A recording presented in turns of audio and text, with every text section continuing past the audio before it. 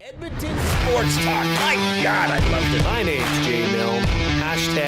#Blue. Our sports update deliverer, the Coon. I'm Zachary Kubish, and you're up today. You know what, Reid? You might be honest. All right, here's what's going on in the Nasty Cup.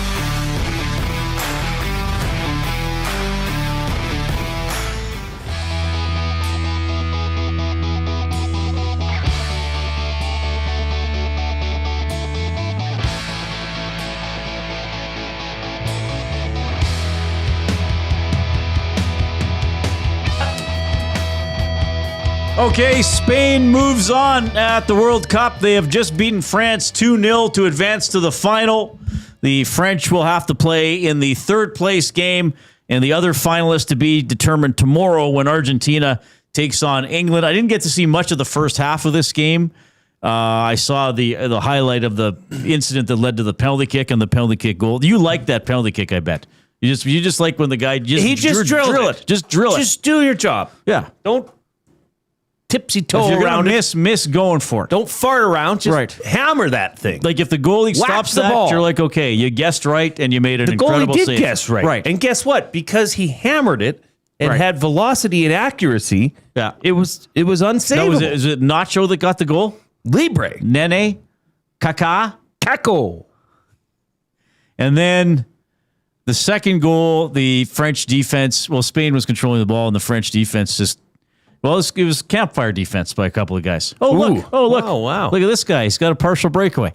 And he scored. Somebody ought to stop him. Yeah. Yeah, goalie, you got it? Oh, yeah. Oh, did he not go 5-hole on the goalie again? No, I think he was blasted just short that one. side? Yeah, I think he just fired it by him. Was it? And then they had a third goal called back for offside. From what I saw, Spain was clearly the better team. Oh, and they are going. The Spanish fans, they are having a good time in Dallas. They are having a good time. Well, I guess why wouldn't they be? Why wouldn't they? They're going to the World Cup. Go to the final. That's Sunday at 1. Sunday at 1 is the final game. I'll watch. For sure I'll watch. Semifinal tomorrow? Well, we're at work. Might as well watch. The third place game, don't care. I mean, if I'm around and the TV's on, I'll look at it, but whatever. Why is there even a third place game? I don't know. I think they've always had one. That's just tradition. If Canada somehow would have gotten to the third place game, well, I'd be watching that. I suppose. Canada to finish third in the world, why not? But it's like you want to win it. It's a bit of a who cares cup. I guess it is a tournament. They sub in a lot of guys. I guess but being third in the world for France is going to be a downer. So how did they determine 8th They don't. through 4th? They don't. No, they don't. You're just it's either first, second, or third, and then it's off or a cliff. fourth. Well, fourth is the loser. The third Fourth place is the game. loser Yeah. of the third place game. Rodri, the key of the game. Clearly. We ran 12.8K during the match. Over 2 hours? It's not very good.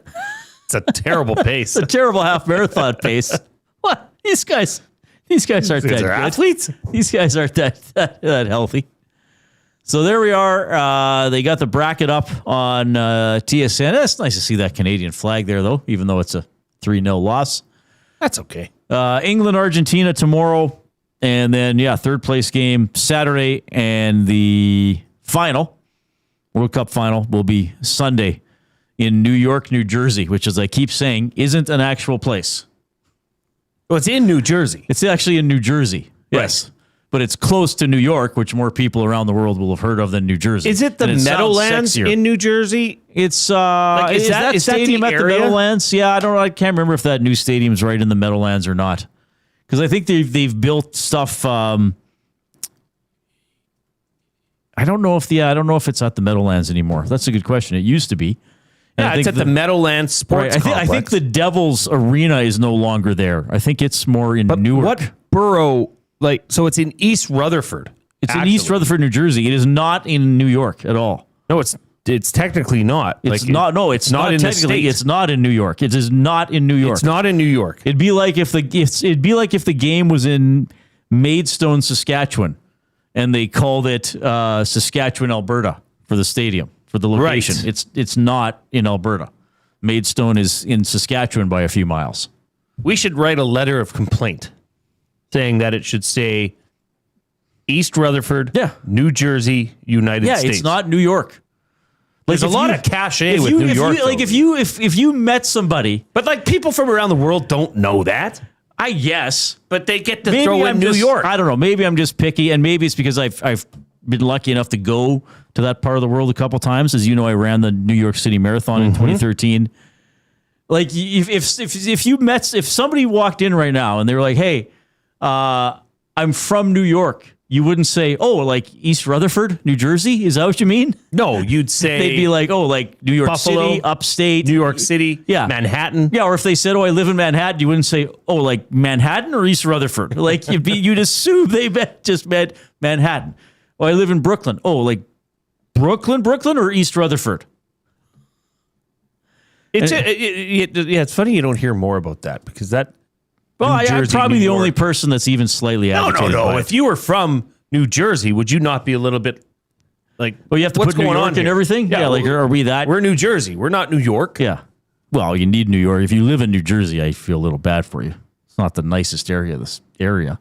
I'd sooner live right in Manhattan if I was going to live there. Price points, Reid. Price point. Well, the price point would be something to consider. A little more palatable in East A Rutherford. little more palpable.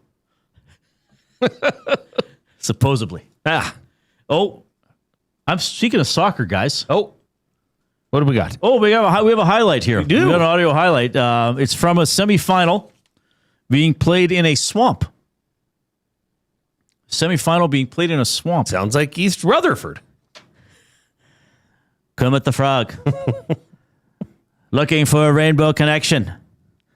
Finds Yoda. Oh, just playing mind games with them now. Over to Terry the Turtle, and it's Terry the Turtle!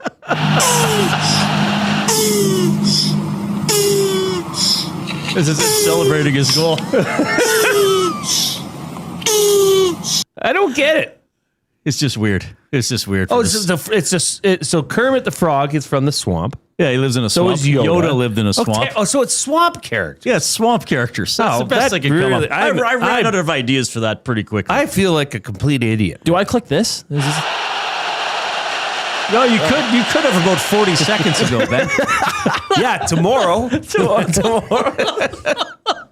It's okay.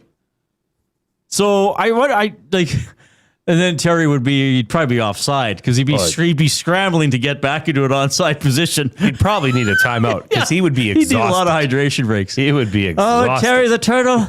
He's on his back again. Stuck in an offside position for 20 minutes now. His teammates can't advance the ball. Literally and figuratively. They try to bank it in off his shell. Like, Terry, we told you not to go up that far on the attack. We can't pass to you if you're there. Terry. The other team's defensive line, the back defenders are just like, yeah, go ahead.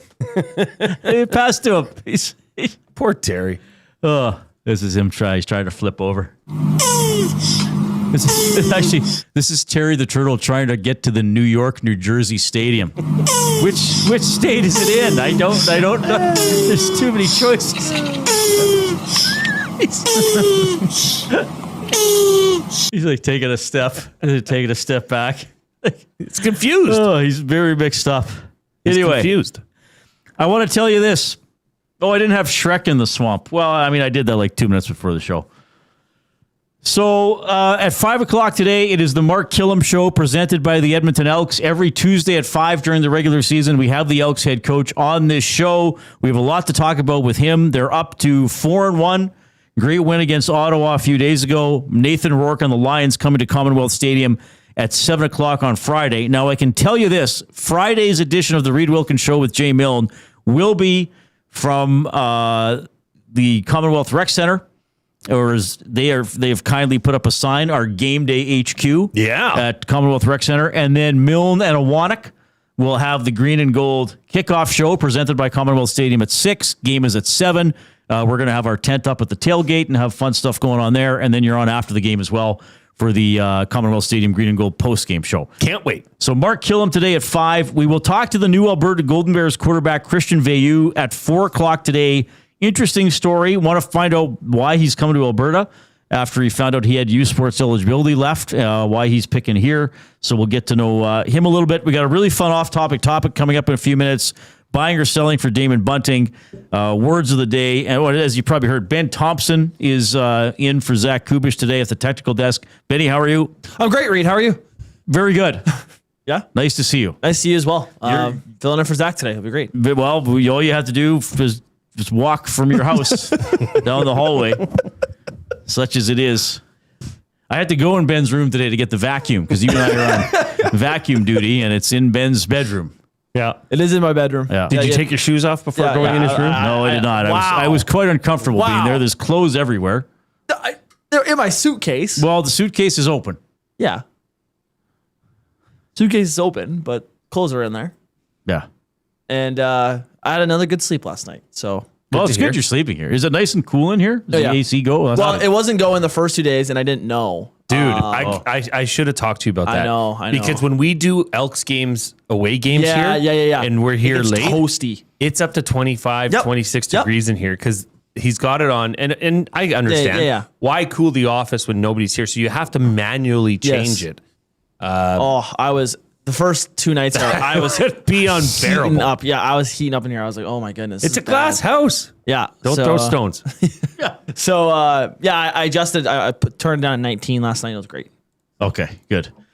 You can get in touch with us. First of all, texting 780-218-9999 is the River Cree Resort and Casino inbox. Their website has everything you need, rivercreeresort.com. How to get a room, where you can eat, all the table games and stuff like that. The entertainment, of course, is always popular. You can look at the upcoming shows, including Collective Soul, July 28th, Street Heart, and Lee Aaron coming up on July 30th. So get everything you need there, rivercreeresort.com. And the River Cree Resort and Casino inbox is 780-218-9999. You can email jay@edmontonsportstalk.com, reid@edmontonsportstalk.com.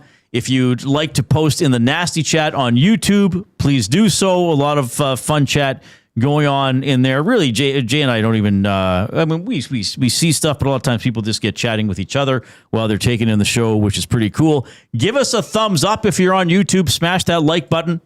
Click, click, click. Must you click? Please, please click. Must you click? You must click. Thumb, thumb, thumb. You can also get us on iHeartRadio, TuneIn Radio. Those are awesome audio streaming apps. And make us a favorite, make us a preset, whatever you need to do. And again, spread the word about EST. Let other people know where to find us. If they don't know about us, let them know about all our programming, all our great personalities, and how much fun we have bringing you content each and every day. Did I miss anything? Oh, what do you have here? Right. Well, as per the River Cree Resort and Casino inbox, Cody from Trail says, what is in the middle of you and Reid in the box, Jay? Well, this was dropped off by Caster1990, a loyal listener of Edmonton Sports Talk. This is a box set of the Adventures of Indiana Johns? Indiana Johns. Close enough. Close enough. It's the complete DVD movie collection. It has been digitally mastered. So this is fancy. So yeah, it's got Raiders of the Lost Ark, Temple of Doom, and The Last Crusade. Oh, these are all Indiana Jones and the Raiders of the Lost Ark. Now, when Raiders of the Lost Ark came out, it was not called Indiana Jones and the Raiders of the Lost Ark. The name of the movie is Raiders of the Lost Ark. That's not what it says here. That's not the name of the movie. The name of the movie is Raiders of the Lost Ark. Why would they not put the real movie name on? Because then they rebranded it all so it has Indiana Jones. It looks like it has Indiana Jones in the title of all of them, but that's not true. The movie is called Raiders of the Lost Ark. The second movie is Indiana Jones and the Temple of Doom. The third movie is Indiana Jones and the Last Crusade. I think you and your family are going to... I think the best one is The Last Crusade, but I do think you should watch them in order.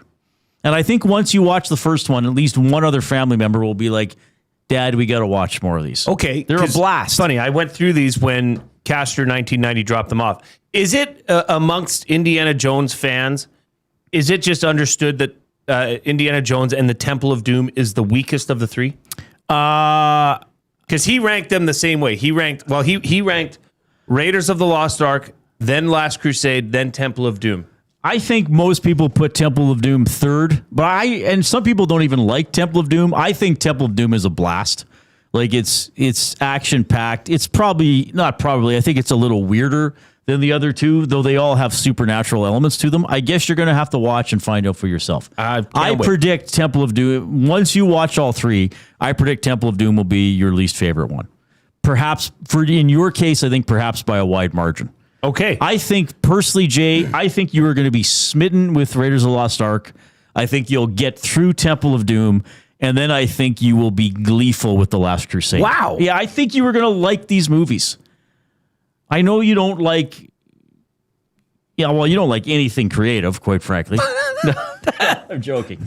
I know you're not big into these. I know you're not a Harrison Ford guy, but I just think you're going to be like, these movies are magic. These are what movies should do. Transport you, entertain you, spook you maybe just a little bit, thrill you, make you have fun, and you get through it with the characters. Isn't Indiana Jones, though, isn't it considered to be iconic? Yes, okay. I would use that word with Indiana Jones, for sure. I mean, I have to go. I understand that. I know that going into it. So, hey, honestly, if my kids like it, I will love it. Like I say, I think at least one of your kids will think Raiders of the Lost Ark is just the bee's knees. Okay, that's what the kids call it, right? That's what the kids say. They'll probably going to say, your kids probably going to say, hey, Papa, this is the greatest thing since sliced bread. Speaking of which, we got the afternoon headlines for 100.3 The Bear, Edmonton's best rock. Stream them on iHeart today. This is Chet Palmer with your sports report. Baby Benny has won over 300 hockey video games in a row. The last time I saw a streak like that, my brother-in-law had gone 15 days without changing his gun. Big League Shiny game tonight. You know it's in Philly. Hey, Jason Milne, is that a cheesesteak in your pocket, or are you just happy to see me? Wallop and Walker won the Dinger Derby. The last time I saw balls go this deep, it was last year's Home Run Derby. I'm Chet Palmer. I was wondering where that one was going to go. That was a fantastic finish to the Home Run Derby. Schwarber went up and got 10 out of the park. Wanted to go first. And then Walker, he is the most calm, cool, collected baseball. Like, is he as cool as a cucumber? He reminds me of Ken Griffey Jr., like where we would just be almost stoic standing in the batter's box, unafraid of anything. And when he hit his, I believe his 7th home run, and then he was on to the color ball. Like the magenta ball, whatever. Magenta ball, which means if you hit a home run, you get another one. And he rattled off 3 in a row to win it. It was very good. Yeah, I actually watched till the end of the preliminary round, and then I didn't watch the semi and the final. It's interesting how I went for a walk. It's interesting how Chet spelt Gaunch. Oh, how do you spell it? I've never questioned how to spell Gaunch. I've never looked at it. I've only just said the word. How does Chet spell it? Gaunch. Yeah. I would have spelled like launch. Okay, but I don't know. Launch. I know, but I thought Gaunch is kind of it's a nickname for underwear. So I just thought it was like Gonch. Oh, okay. Well, like I would have never spelt it like launch. Although when you sound it out, it does sound eerily similar, just replacing the L with a G. I want to know if you would spell Gaunch with O-N-C-H or A-U. This is blowing out of everything. I would spell it the way Chet spells it. Okay. I guess Chet could have said knickers, maybe. The last time he saw a streak like that, his brother-in-law had got. And why did he see that part of his brother? He must have had to help him change clothes. I think, Reid, honestly, I think Chet and his brother-in-law used to run together. They used to be thick as thieves. And Chet had, maybe he got married, maybe he became, dad. Cleaned up somehow. And had to move on from that lifestyle. So he's been in the trenches. So they were often seeing each other in 15-day-old underwear. Together, yes. Maybe like one of them bet his pants. Well, the brother-in-law probably bet the pants. He was having trouble at the roulette table, so finally he was just like, okay, folded them up. I don't know. I think if we hired a private investigator, a private eye, to look into Chet's past. Private dick, yeah. Hey, Jason Milne, is that a private dick in your pocket, or are you just happy to see me? I think we might find some things that we don't want to know about. Oh, maybe. A lot to be revealed. Yeah, Gaunch, like Conch. I see. I'm not completely out to lunch here. No, not completely. All right. So Ben Thompson is a video game wizard. Like that song, Pinball Wizard. Well, if he was in the 70s, he would have been the pinball wizard. Now he's the video game wizard. Okay, I have a couple questions for young Benny. Oh, me? Yeah. All right. I was in and out of that. I had obligations last night. Right. But when I could watch, you weren't challenged.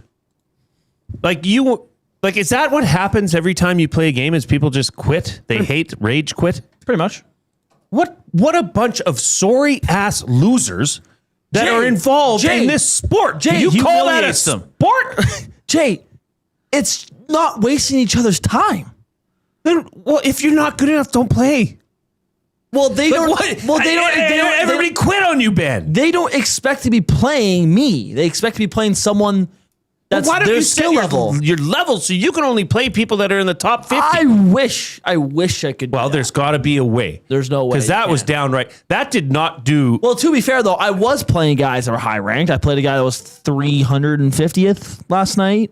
I played another guy in the 400s. That's not high. Like you're what? Considering you're 15th. Well, now I'm 10th. But Okay, that's high for you. Is top 25. well, top yeah, 50. but think about it. That's 25 people I could find. They're not on. They're not on. Right. So they have to be on at the same time. Yeah. I just thought that was didn't do a service for that. Like this is to me. This Medium. is it's. Yeah. I'm gonna be honest with you.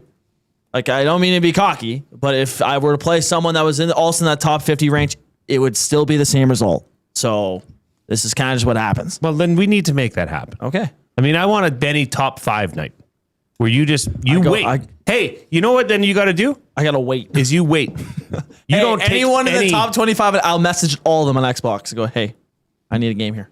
You don't accept any invitations to a game unless they qualify and meet your standards. Okay. By the way, are we giving away tickets today? Not today. Not today. Tomorrow. Monday.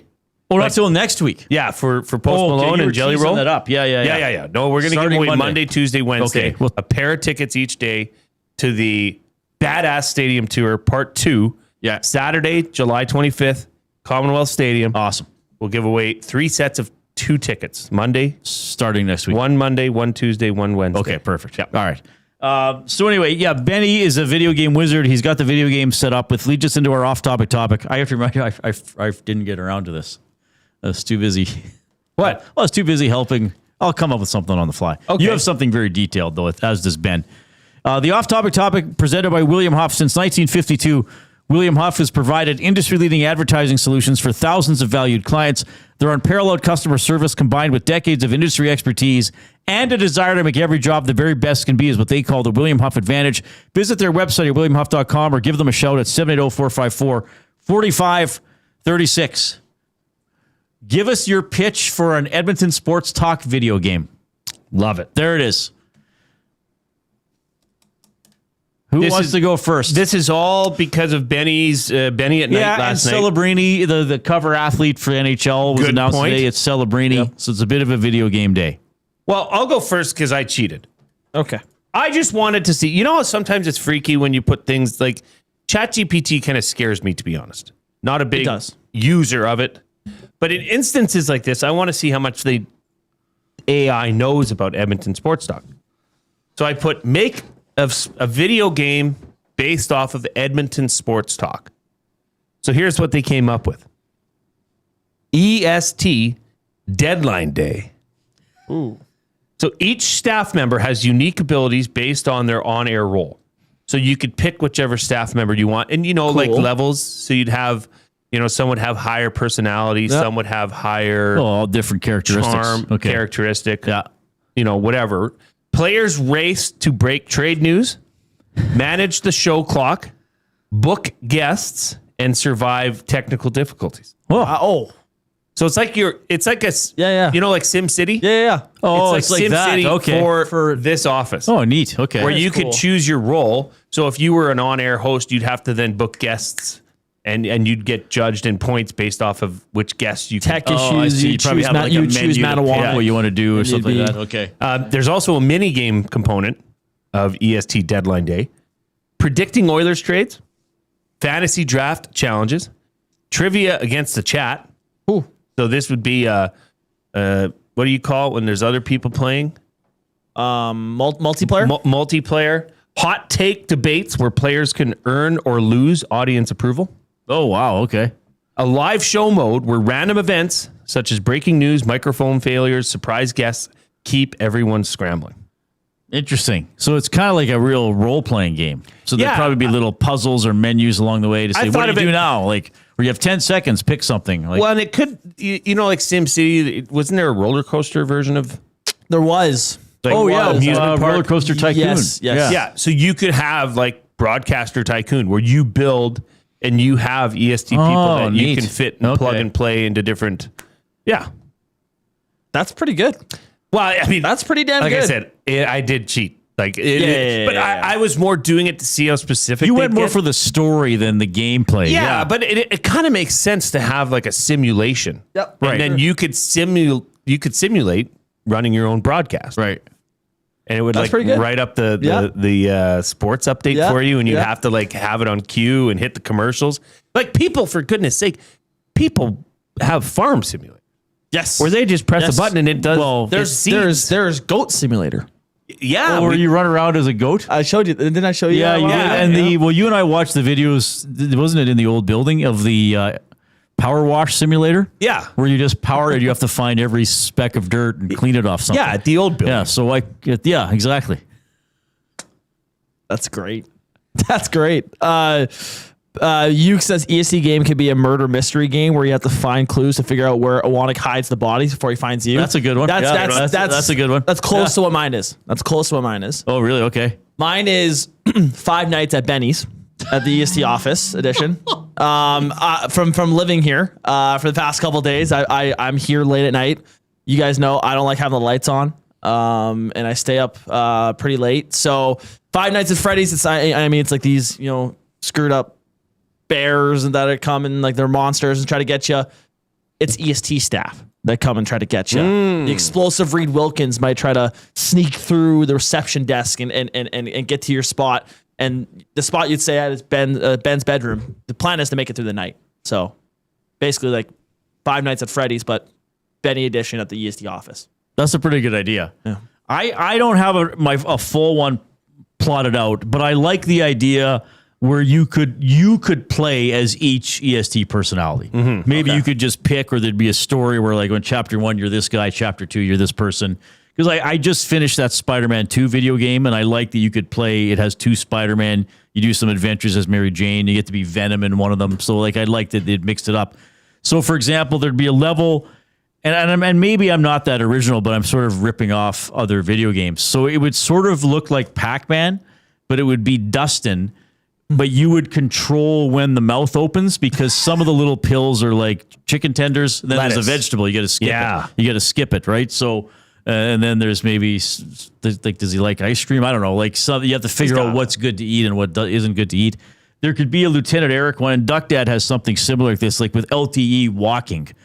But so it's like you're his point of view, but like you gotta fight along the way and dodge things. LTE walking would be like the fun mini game. Oh yeah. Dodge a homeless man. Yeah. And then cross the street. Gather over a fence. It turns into what's that called? A game called Leapfrog. Froggy. Frogger. Oh, that's Frogger. yes. A road, An adaptation of Frogger. Yeah, like working us into classic. That could be mine, maybe. Well, you work EST people into classic video games. Okay, here's another one. Nintendo Hockey. The original Nintendo Hockey where you have different body types. You could choose your own EST body type. Right. So you go. I mean, Joaquin would be in that. Joaquin would be the goalie. Yeah. So that'd be fun. There's a lot of good ones here. Eric could gather river rocks. Yeah. And you could build something. Right. Yeah. I was also thinking you could do first person, where as if that's what the video game player is seeing what we like see, the VR headset and you a could be little like, "Hey, I want to be Dustin, and I want to sit beside Eric." And you could converse with Eric, and you could actually do a show and throw it to break. Yeah. And then go relieve yourself in the bathroom. EST simulator. That's a good one, Jay. Yeah. That's a good one. So send it in, your pitch for an Edmonton Sports Talk video game. 780-218-9999, River Cree Resort and Casino inbox. Post in the nasty chat on YouTube. Email reid@edmontonsportstalk.com, jay@edmontonsportstalk.com. If you are on YouTube, give us a thumbs up. We'd like to get to at least 100 thumbs every show. We're off to a good start today, but don't be a pleasure delayer because it dropped off yesterday. So you got to give us the thumb as soon as possible. The Mark Kilam Show with the Elks head coach is coming up at 5. Here's Ben Thompson with a sports update.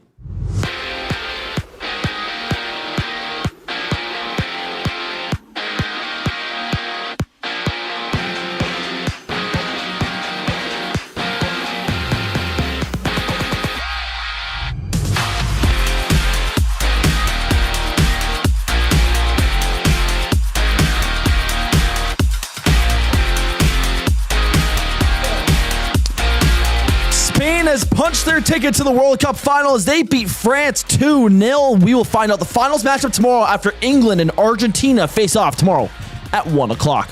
CFL news, the veteran quarterback Zach Collaros was practicing today, having Drew Brown taking starting reps with the Bombers as they get set to play the face of Red Blacks on Sunday.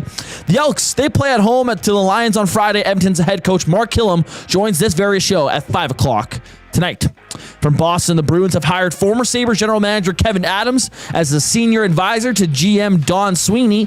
In other news, the Penguins have locked up 24-year-old RFA Nick Robertson to a 2-year, $6.5 million deal, avoiding arbitration. Staying out east, the MLB All-Star Game goes from Philadelphia with Toronto's Dylan Cease, the starting pitcher for the American League. Christopher Sanchez on the Phillies starts for National League. The sports update is brought to you by Say the Reid Sport Medicine. Connor McDavid's got a team of specialists, and you got a bag of frozen peas. Get the same locker room approach that's trusted by the best in the game at Say the Reid Sport Medicine. Call 780-460-9977 or visit the website at saythereidsportmed.ca to book an appointment today. Second segment of the Reid Wilkins Show coming up after break. I'm Ben Thompson. You're up to date. Two guys and a goalie. Best possible energy line that the Oilers could build. It's funny because I heard you guys talking about it, and someone said, McDavid, Draisaitl, and Hyman, they provide a lot of energy. I know what we're saying in the type of realm. Well, you have to have Doc on there, first of all. Doc. He's been the most aggressive. Two guys and a goalie, presented by GS Construction. Tuesday and Thursday afternoons at noon, only on Edmonton Sports Talk, your clear choice for Edmonton sports. We have what you're looking for. GD Liquidators is Edmonton's one-stop shop for new and used warehouse, office, and industrial items since 1987. You'll find what you want when you want it. Give us a call, visit us in store, or check out the monthly auctions at gdliquidators.com. 100% Canadian owned and operated. We have what you are looking for. GD Liquidators. Get ready for another iconic evening of Canadian rock as the River Cree Resort and Casino presents Streetheart and Lee Aaron. On July 30th, get ready for a fist-pumping, anthem-filled show featuring two of the best acts to ever do it. Streetheart and Lee Aaron, July 30th at River Cree Resort and Casino. Tickets at rivercreeresort.com.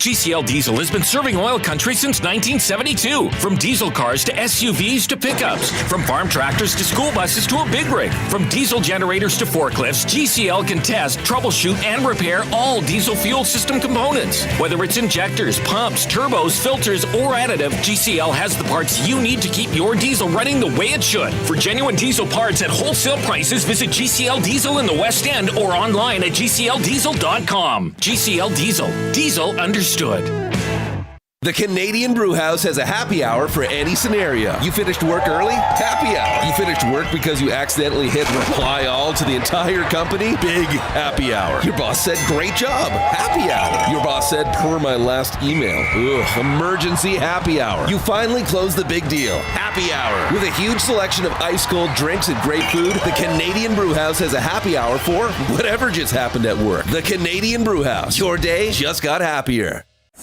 Ready to raise the stakes? At Play Alberta, bigger bets and buy-ins are now available for nearly all live dealer games. From blackjack to baccarat, your favorite tables are waiting to deal you in. Whether you're kicking back at home or looking for some fun on the go, now's your chance to enhance your Play Alberta experience with new elevated stakes. Visit playalberta.ca/EST to learn more. That's playalberta.ca/EST. Must be 18 plus to play. If you gamble, use your game sense.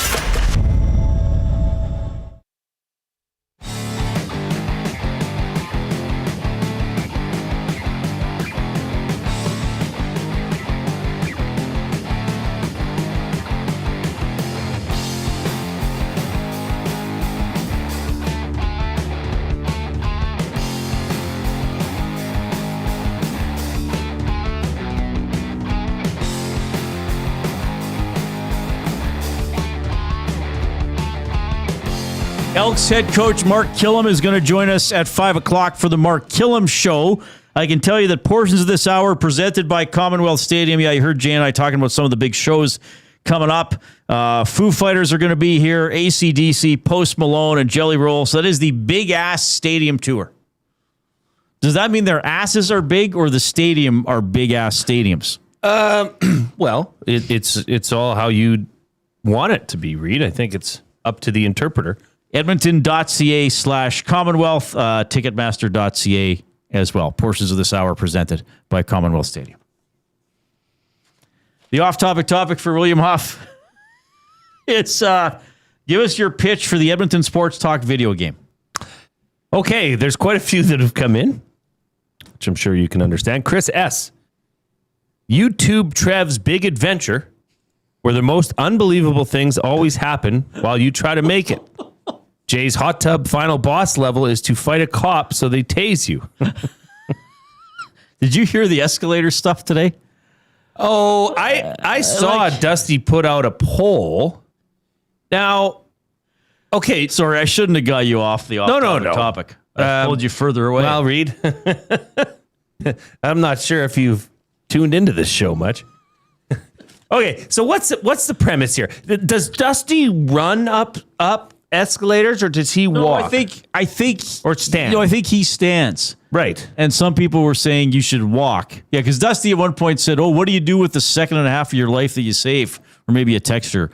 But Trev walks on escalators because he's afraid of asses in his face. Speaking of big asses. Okay. It's like, just don't stand on that step that puts your face at that level. Like, Trev has a problem being out in the world, I've learned. Okay, but let me just clear this up. This is very simple. This is not complicated. Although, well, for Trev, it might be. Oh, well, How are we going to send this guy to Toronto? That's on him. Representing the station. He ain't coming back. There's people looking at me everywhere. Well, yes, it's quite a large city, Trev.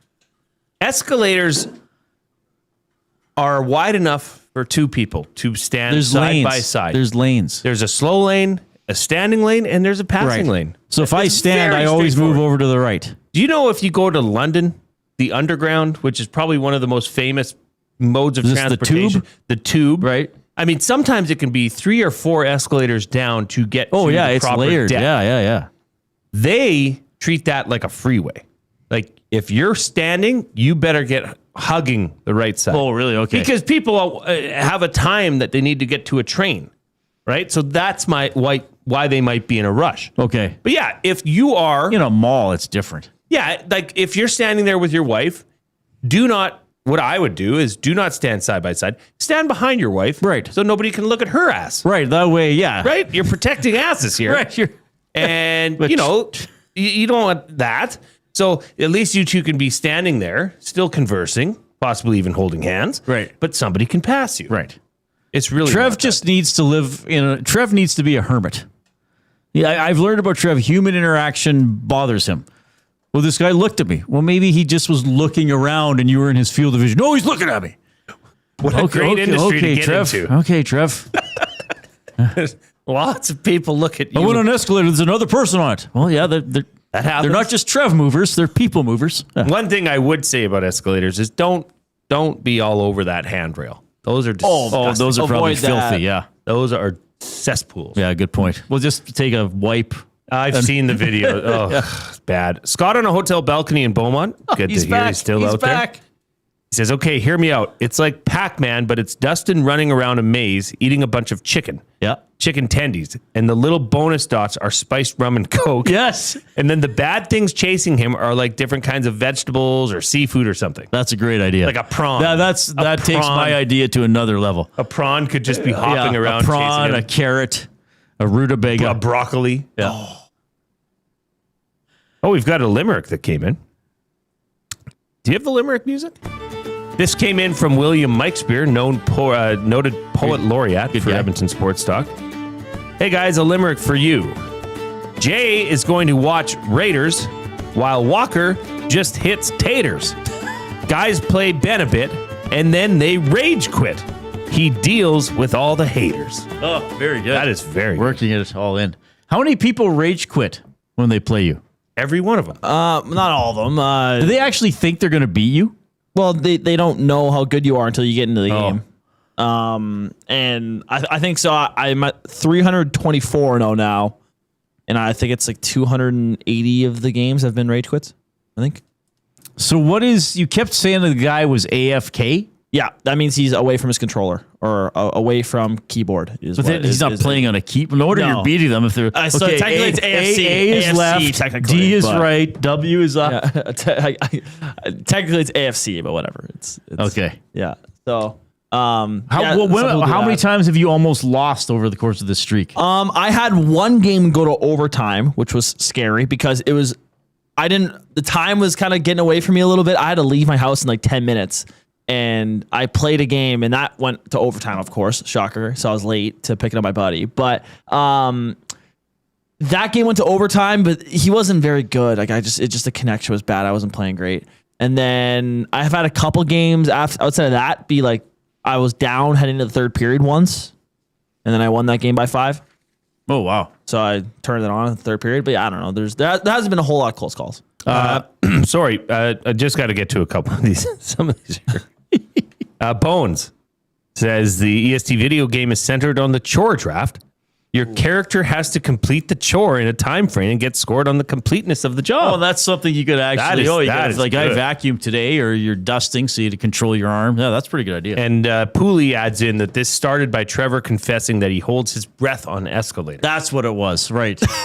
Why? How does Trev exist as a? I don't know. He is a creature. I ask myself that question every day. Yeah. About yourself or about Trev? About Trev. Yeah. But like, who would even think about holding your breath on an like? There's air everywhere. Let's just put a list together of just some things that come to mind about Trev. Holds breath on escalators. Doesn't blink. Says he can go an hour without blinking. Says he pees only once a day. Pees once a day. Eats 28 bagels a day. Works his grandma in a sweatshop making hacky sacks. Like he is climbs trees. Yeah, I mean, plays disc golf. Some of these things aren't true. Simply, most of them. You can't exist like that. Doesn't like when people look at him at the gym. Claims people stare at him at the gym. We were playing basketball at Jay's place, and he goes like, "No, I'm not wanting you." I'm like, "Why?" He goes, "I don't want people watching me play basketball." It's like there's people. He is a good-looking guy, so I could understand people watching him or looking at him at the gym. Yeah, but he takes it as it's like, oh, they're staring at me. Oh, like. That's so this bad, is my Trev. nieces and nephews. Yeah, that's what I'm saying. I'm like Sickler was like, there's no single women here, Trev. Like, he goes, I know, but I don't want people watching me play basketball. Oh my goodness. Okay, we are in the Canadian Brewhouse studio. Don't forget about the July wing flavor of the month, mango jalapeno flame grilled wings tossed in a bold mango jalapeno glaze that brings the perfect balance of sweet heat, and also it is 69-cent wings every Wednesday at the Canadian Brewhouse. Great to have them on board sponsoring our studio. Okay, we got Mark Kilam coming up at 5. We have the new quarterback for the Golden Bears, Christian Veilleux, coming up at 4. Jay's play of the day is next. Here's Benny.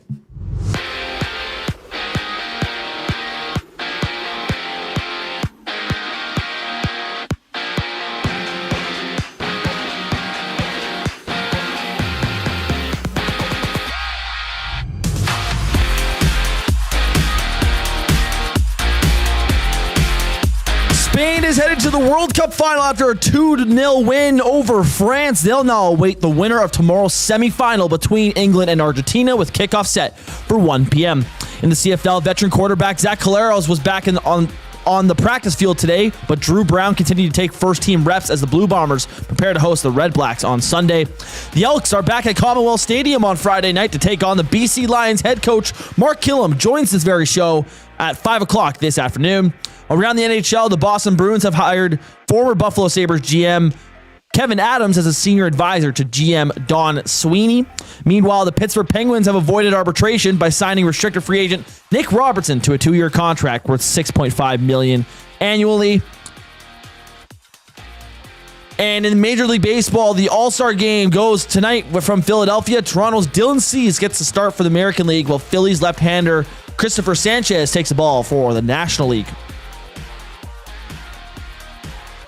The sports update is brought to you by Paramount Flooring. Edmonton is expecting some changes this offseason, and I'm talking about your flooring. Paramount Flooring brings over 30 years of trusted service and expert installation. No permission to speak with them. Visit their showroom, open 7 days a week, or open online at paramountflooring.ca. Reid Wilkins Show continues here after the break. I'm Ben Thompson, and you're up to date. The oil stream. I don't think there's a team in the league that's got a better group of young talent that secured at that price. Well, there isn't a team. It's the Montreal Canadiens. I think this does lead to a conversation on, is this what you do now? I think so. You give these guys coming out of their first deal $9 million, so you don't have to worry about somebody trying to snag them and screw you over and pay them $18 million. Oil Stream, presented by Boston Pizza. Monday, Wednesday, and Friday afternoons at noon. Only on Edmonton Sports Talk. Your clear choice for Edmonton sports. Sentinel Storage congratulates Canada Soccer's men's national team for breaking new records, making history, and showing us Canada is a soccer nation. From local fields to the world stage, our athletes make us proud to call Canada home. Sentinel Storage, official storage partner of Canada Soccer. At Firehouse Subs, our subs are freshly toasted, stacked high, and crafted to satisfy. Each sub is piled high with premium meats, melty cheese, and toasted to perfection. Firehouse Subs brings bold flavor to every bite, all served on a freshly toasted roll. But we're not just feeding Edmonton, we're fueling it. Dig into the brisket hat trick, piled with slow-smoked brisket and melty cheese. Or go to the Firehouse Subs fan favorite, the Hook and Ladder. Made to order with smoked turkey, honey ham, and Monterey Jack cheese on a perfectly toasted roll. With 15 Firehouse Sub locations across Edmonton and the greater area, it's easy to grab a hot and hearty sub close to home. Firehouse Subs. Hot, hearty, made to satisfy. Get ready for another iconic evening of Canadian rock as the River Cree Resort and Casino presents Streetheart and Lee Aaron. On July 30th, get ready for a fist-pumping, anthem-filled show featuring two of the best acts to ever do it. Streetheart and Lee Aaron, July 30th at River Cree Resort and Casino. Tickets at rivercreeresort.com.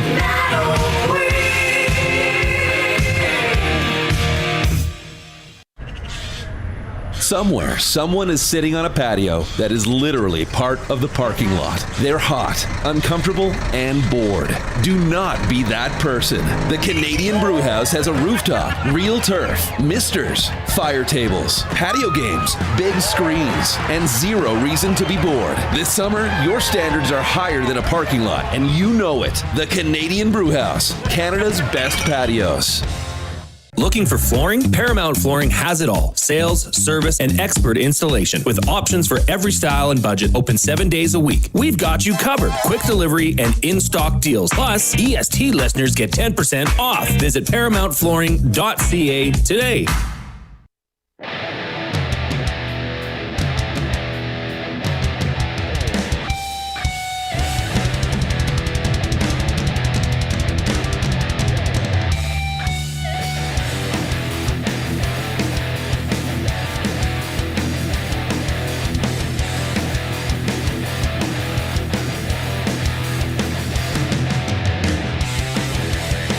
All right, appreciate you tuning in this afternoon. He is Jason Milne. I am Reid Wilkins. We are with you 3 to 6 p.m.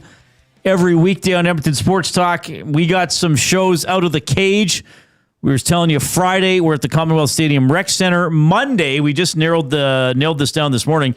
Actually, the idea of one of our most beloved partners here at EST. They bring you the off-topic topic on this show. William Huff, Bruce Simpson is the boss there. He said to me a few days ago, why don't you do a show from my suite, the William Huff suite at Remax Field, and tee up a Riverhawks game and have fun and stay for the game. So we're doing that Monday. Oh!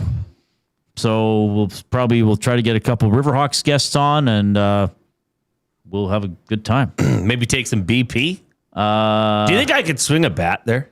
I believe, we'll look into that, yeah. Yeah, I guess we could look into that. BP. Yeah, we could probably see. You might have to wear a helmet. Hit some dingers. I believe an old friend from my 6:30 Ched days is in the Nasty Chat. I hope he is still in there. I think it is a gentleman whose handle when he would call into Ched was Chris from Phoenix. He was always a very good caller, very sensible. I remember Chris from Phoenix. Yeah, and he wouldn't overdo it. Like he'd call in every once in a while. Yeah, it's good. He usually had a couple good comments, a good question or two. I've seen him in this show before. I don't know if he's in here every day, But he said, how the heck can Trev not blink for 1 hour? Well, exactly, Chris. That's what we're talking about. Chris might be new to that part of the conversation. But Chris, I hope you're doing well. All right, we better get to this very, very fun part of the show. It's Jay, it's play, he's Jay, it's today. It's Jay's play of the day. It's Jay's play of the day. Jay's play of the day is presented by Play Alberta.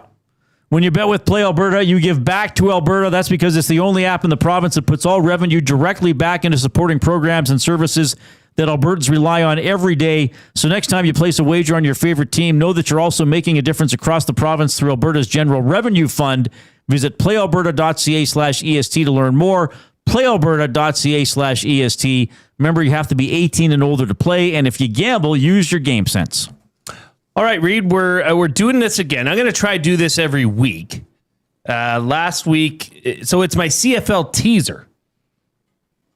So for those of you that are new to sports betting, a teaser is where you take the lines and you move them to your liking. So this one's actually, last week everything else hit except the Elks blew out the Red Blacks. So we didn't hit that one, but we'll see what happens here. I think the Elks can beat the BC Lions on Friday night at Commonwealth Stadium. I don't think they'll blow out the BC Lions, like they did with that big, impressive fourth quarter last Thursday. Right. So here's what it is. So this is Jay's Play of the Day CFL teaser. Currently, the BC Lions are 3.5-point underdogs. I moved that to 8.5 points. Oh, wow. Okay. So they can lose by 8 points and this still cashes. Okay. Alouette Stampede. I took Montreal, who are 2-point favorites. I moved them to 3.5-point dogs. So plus 3.5. Oh, wow. So they can lose by a field goal. Okay. Argonauts, Ticats. I moved. Toronto is currently -6 favorites. I moved that to -1. So essentially, they just have to win the game. Okay. And the Winnipeg Blue Bombers, they are -5.5. I've just moved it to Winnipeg money line. Okay. So that's what Jay's Play of the Day is. You can find that over at playalberta.ca. Click on sports, click on EST specials. The CFL teaser, Lions plus 8.5, Alouettes plus 3.5, Argonauts -1.5, Blue Bombers money line, boosted to plus 340. It's a good number when we're talking teasers. So find that at playalberta.ca. And for more details, go to playalberta.ca/EST. And Reid, always remember to use your game sense. It's Jay, it's play, he's Jay, it's today. It's Jay's play of the day. It's Jay's play of the day. Jay's play of the day. All right, presented by Play Alberta, playalberta.ca. Go to the Play Alberta app. So we will have the Elks head coach, Mark Kilam, coming up at 5 o'clock today. Man, we've had pretty good Elks content. We had Justin Rankin yesterday. And didn't you guys have Javon Leake on Friday? Correct. We had Joel DeBlanco last week as well. That was just after they lost to the BC Lions. I really want to... We'll dive... Robbie Smith tomorrow morning on the morning show. Right. So, we got the Elks totally covered here on EST. I think that a lot of positives with the Elks. I'm going to assume that you're going to ask about the red zone still. Are they not still last in red zone touchdown efficiency? They are. Okay. But I feel it's been getting better. Okay. I just want to know, how do you get to, how does that happen? How much time do you give to that during your prep for a game, and how different is it when you prep for BC as opposed to Ottawa? I mean, look, we can't ask for Coach Kilam to give away the game plan, but I feel like the red zone has been getting better. Okay. And it certainly helps when you're pouring in 30, 40-yard touchdown scampers. I want to find out about, well, and you could argue that because those weren't red zone possessions, it's like, well, we got a touchdown. We didn't even get a chance in the red zone. The Elks post, when they win a game, they post the locker room post-game speeches on the game balls. Pretty good. And Mark Kilam said after Thursday's game that he said, you guys did this. You guys decided in the dressing room, Kelowna, that basically you weren't going to have another stinker of a game. I want to touch on that. Like that he sensed, because a lot of times you'll hear a coach just say, hey, we lost our last game. We had a day off. We got back on the practice field. And about half an hour into practice, I could tell the guys were talking about that loss and not playing that bad again. Like he was saying, like in Kelowna, he already sensed, okay, that's our screw up game. Not going to happen again. I want him to expand on that a little bit. Well, and Reid, that if that's the case, and we'll find out more with Mark Kilam, but that's a sign of a really good leadership core. That's a sign of the right things happening in that locker room. The Elks didn't play their best game against BC last time they faced them in Kelowna. They turned over the ball far too many times, and that's what ultimately cost them. So I think for the Elks, they said, this isn't us. This isn't what we're capable of. Move on. Let's move on from this. Just get back to how we play. Because what I'm learning, Reid, is that if the Elks play the way that they can, you see what happens. That fourth quarter, where the ball was turned over twice and the Elks were pouring it into the end zone. That is the way they play, and I want to talk to Coach Kilam about that as well. We will have another football angle coming up. Really interesting story. A guy who's coming to the University of Alberta to play quarterback for the Golden Bears, Christian Veilleux, when we get back. The Lock Shop. Can't tell me you don't want Drew Brown versus the Red Blacks. Friday, getting ready for the game. I said to the guys at the end of the show, wouldn't it be beautiful? We showed up on Monday and we had a quarterback controversy on our hands. The beauty of that is that would mean Drew Brown went and balled out. Like, O'Shea is the most loyal guy around. He still says he thinks Zach Collaros is the best quarterback. The Lock Shop, weekday mornings at 11, only on Edmonton Sports Talk, your clear choice for Edmonton sports. You've always known GCL Diesel as the experts in diesel fuel systems. But did you know that GCL is also your source for turbochargers and turbo repair? As a turbo supplier for Garrett, Borg Warner, and Holset, GCL can provide genuine original equipment turbos at wholesale prices. Whether it's diesel, gas, natural gas, or performance, we can provide you with the turbo or custom repair you require. Turbo questions? We've got turbo answers. Visit us in the West End or online at GCLDiesel.com. GCL Diesel, turbochargers, understood. Looking for a delicious meal without the hassle? Head to Pasta Pantry in Sherwood Park, your home of the game day meal. From handcrafted fresh pasta with rich homemade sauces to ready-to-heat family meals, Pasta Pantry brings authentic Italian flavor straight to your table.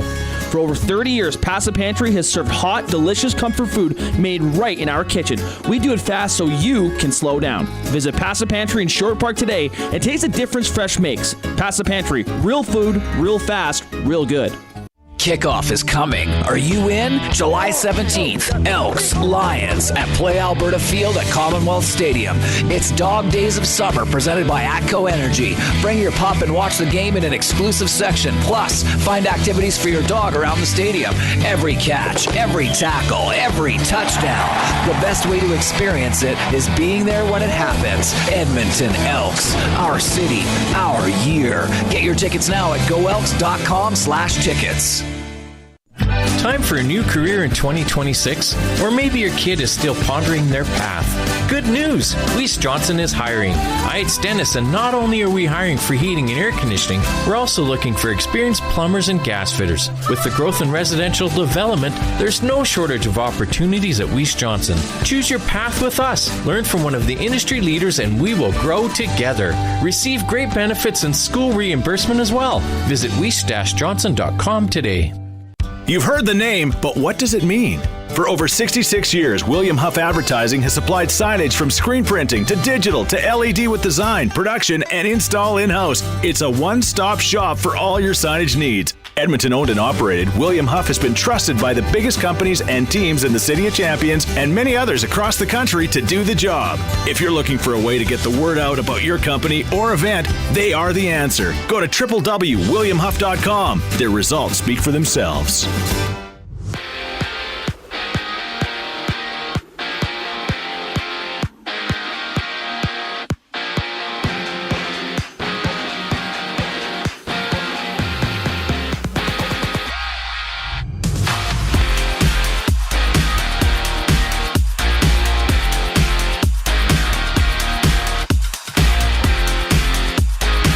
Spain is through to the FIFA World Cup final after blanking France 2-0. The second finalist will be decided tomorrow when England takes on Argentina, with kickoff scheduled for 1 p.m. In the CFL, veteran quarterback Zach Collaros returned to practice today, but it was Drew Brown handling the starting reps as the Blue Bombers continue preparations for Sunday's matchup with the Red Blacks. The Edmonton Elks are back at home on Friday night as they welcome the BC Lions to Commonwealth Stadium. Head coach Mark Kilam will join the Reid Wilkins Show in about an hour. Around the NHL, the Boston Bruins have added former Buffalo Sabres general manager Kevin Adams to their front office as a senior advisor to general manager Don Sweeney. The Pittsburgh Penguins have also avoided arbitration, signing restricted free agent Nick Robertson to a 2-year deal contract worth $6.5 million.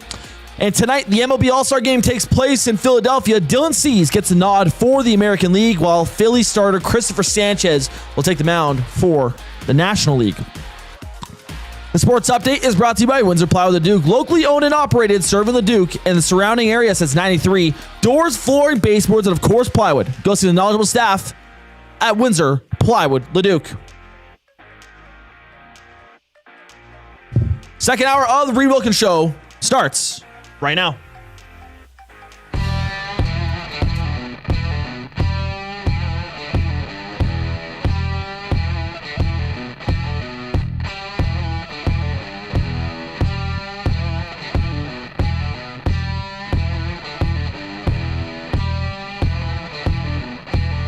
All right, appreciate you tuning in this afternoon. It is indeed Spain moving on to the World Cup final. 2-0 win over France earlier today. England and Argentina in the other semi tomorrow, looking to advance to the final, and that's going to be coming up on Sunday. We have Mark Kilam in about an hour here on the Reid Wilkins Show with Jason Milne and another special football guest right now. We're going to go to the Oil Country Towing video hotline.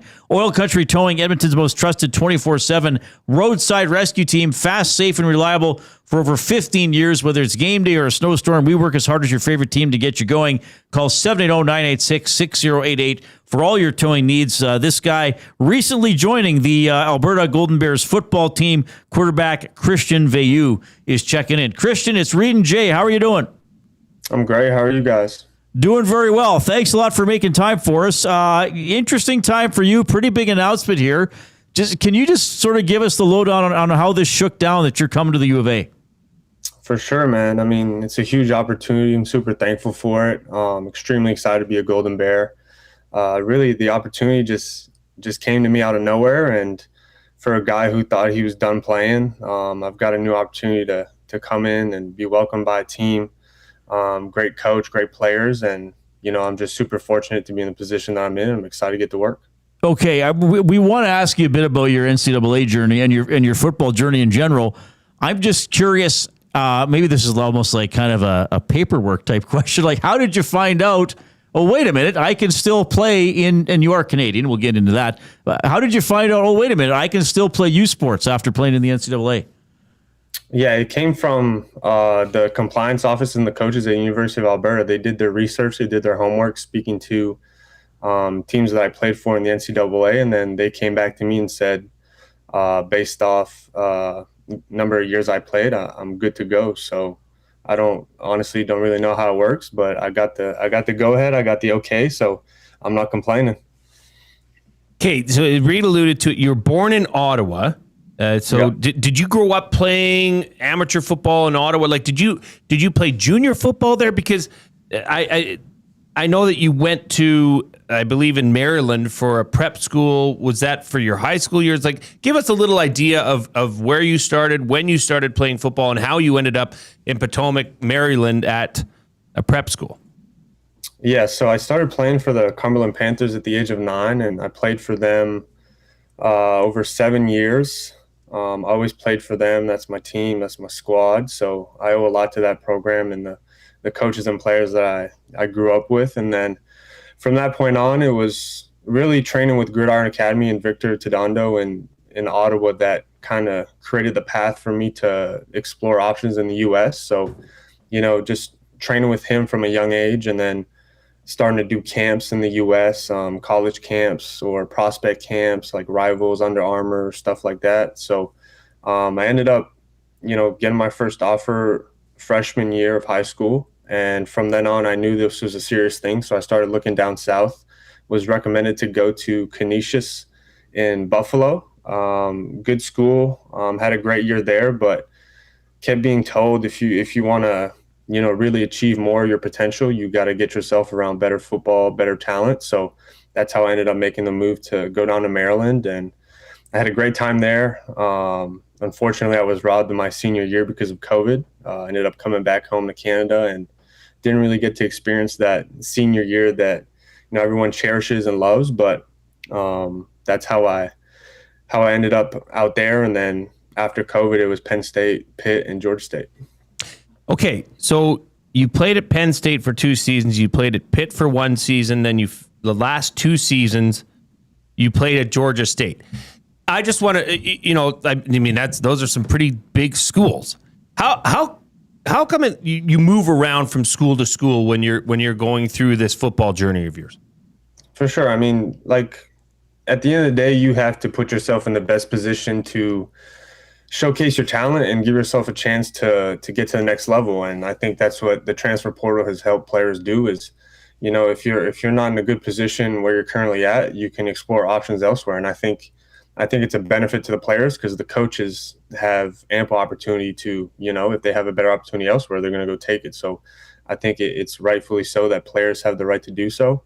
But it's kind of the Wild West now where, guys can go to school one year, be another school next year, and then another one the next year. So I guess for me, what it came down to was when I was at Penn State, Drew Aller came in, 5-star quarterback, really never had a shot against him. He was more talented, younger than me, and he was poised to be the future. So I knew I had to leave. And so going to Pitt felt like it was a great opportunity for me, still close to Ottawa. My parents could still drive down, and I didn't have to move too far. Felt like I had a good year there, but things just didn't pan out after the season. Offensive coordinator got fired, and I kind of found myself in a position where they brought another guy in, a new OC, and it just didn't feel like the school that I originally came to, right? So to me, I felt like I needed a change of scenery once again, and then that's how I ended up at Georgia State for my last 2 years. And one of the big decisions to go down there was to pursue a master's degree in commercial real estate, and that's why I stuck it out the 2 years there because I felt like that degree was really important to me. Had 2 years full of ups and downs, but ultimately shaped me who I am today, and really makes me even more thankful to have the opportunity that I have now based off what I went through the last 2 years. So if I understand right, you came up to Edmonton, who hosted the CFL Combine. You were an invite to the Combine, and that's where you met Coach Stevenson Bone, and that's where you got, I believe you went for a tour around the university campus. How did that all come about? Because that's the biggest question everybody in the Edmonton football world is saying, well, why U of A and why right now? How did this all come together, Christian? Yeah, I met Coach Bone actually last year around July. It was at the Manning Passing Academy in Louisiana. So we first met there, and that was like a 3-day thing. So over 3 days I saw him, got to know each other, chatted. And then I realized he was coaching up at Edmonton. So when it was Combine time, I knew I'd see him. And when I was up there for a couple of days, we had ample time to talk, had good conversations, but this was never brought up at that time. I knew him. I knew he was a great coach, great guy. It was a great relationship to have. But this opportunity really came forward within the last month. And, based off our prior connection and the relationship that we had, I felt really good about who he is as a person and who he is as a coach. So that was definitely, I feel like things just lined up in the right way at the right time, and, just leave it at that. Christian, I believe that in youth sports football, if you have the quarterback, that can overcome a lot of other deficiencies for the team. Let everybody know, what style of quarterback are you? What are you going to bring to this U of A program? For sure. I mean, I think I'm the prototypical, 6'4", 220-pound quarterback, but I feel like I have some athleticism that I haven't been able to show off in past years. And I think with what Coach Bone does with moving the quarterback a lot and getting him outside the pocket for big time throws, I think it just fits my game perfectly, especially what I've been working on the last couple of months with my draft prep training. And, I want to bring the best version of myself. I've learned a lot about myself over the last 5 years. I think I know what works and I know what doesn't. And I think I'm just going to attack this opportunity with everything that I've got. And the one thing that I'm going to keep in mind is I'm going to have fun and I'm going to cherish this opportunity, because I might not get one like this ever again. So what are your would you like to play in the Canadian Football League ultimately, or what are your goals for after university?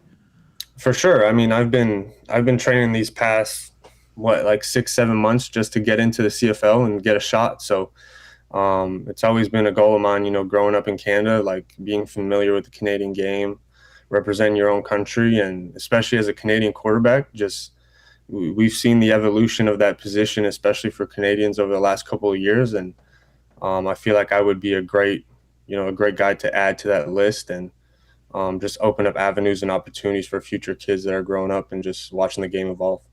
Was there a quarterback you looked up to or still do look up to?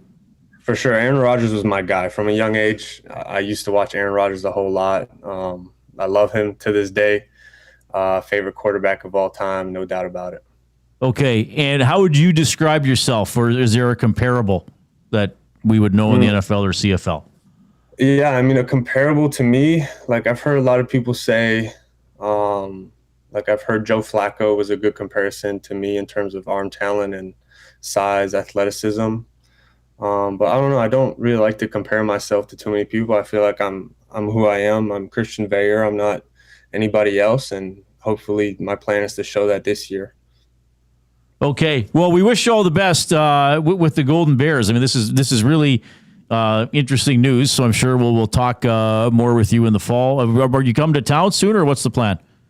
For sure. The plan's to get there pretty soon in the next couple of weeks. So I'm looking forward to get there, get started, get to work. I've got a lot to learn in the next month and a couple of weeks. So I'm definitely just diving full in and gonna give it my all. Okay, right on. Well, thank you very much for joining us. Welcome to the U of A.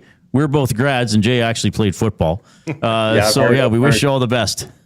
Yeah, man. Thank you, guys. Really appreciate you guys having me on. Right on. Christian Veilleux checking in on the Oil Country Towing Video Hotline. That is quite a journey. Really interesting that the U of A is getting him. And then who knows, maybe someone you see playing professionally in the next year or two. It's no secret, Reid. The teams that have the most success in U Sports football are the team that have the best and most competent quarterback. Right. So, I mean, the Golden Bears could have struck lightning in a bottle here with this acquisition kind of out of nowhere. Right. I mean, the connection with Coach Bone, and he's been Coach Stevenson Bone has been going to the Manning Passing Academy, I believe, for quite a while, even before he was at U of A, when he was with UBC and then Western. Right. I believe he was going down to those passing academies, and you make connections.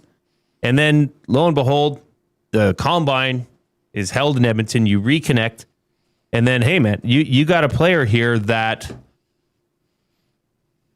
by all accounts, is a gunslinger, right? So that can be a major game changer for taking the top off defenses in the Canada West and potentially U Sports. There is still, I mean, the U of A has a fifth-year player in Eli Hetlinger that's been there a long time. I don't know what's going to happen there. They've just brought in PFC Conference MVP, Canadian Bowl winner quarterback from the Hilltops, and Trey Reeder. Right. He's no slouch. Different body types. Like Trey, I believe, is more of a smaller, more elusive quarterback. But there's going to be competition there. And if you bring somebody in that's going to raise that level, well, that's good for everybody. So it'll be interesting to see how that turns out. Yeah, interesting guest for sure. And we'll keep an eye on him once he starts playing for the Golden Bears. Okay, you can get in touch. Send it out 218-9999 is how you text us. That is the River Cree Resort and Casino inbox. Don't forget, at Tap 25, it is 50% off the entire menu, all menu items, 50% off at Tap 25, 7 days a week from 2 to 5 p.m. You can email Reid at EdmontonSportsTalk.com, Jay at EdmontonSportsTalk.com. Post in the Nasty Chat. That's the stream we have going on YouTube. And if you have not yet given us a thumbs up on YouTube, please do so. And also subscribe to EST if you haven't already. Our next threshold is going to be 16,000 subscribers. We are well over 15,000. The off-topic topic for William Huff is give us a pitch for the Edmonton Sports Talk video game. We had some pretty fun ones coming in, so you can still contribute to that. We still got a lot of time to get to some of those things. Benny Thompson is here at the technical desk. He's got your sports update.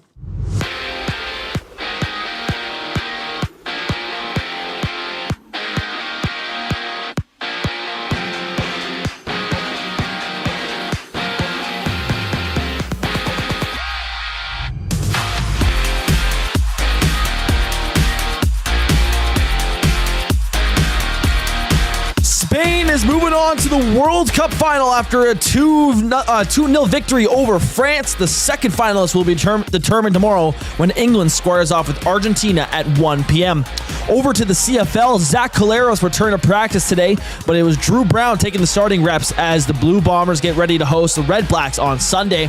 The Elks return home Friday night to battle the BC Lions with kickoff at Commonwealth Stadium. Edmonton head coach Mark Kilam will join this very show in about 45 minutes. In NHL news, the Boston Bruins have brought former Buffalo Sabres general manager Kevin Adams into the organization as a senior advisor to Don Sweeney. The Pittsburgh Penguins have avoided arbitration, signing restricted free agent Nick Robertson to a 2-year deal worth $6.5 million. And in Major League Baseball, the All-Star Game goes tonight from Philadelphia.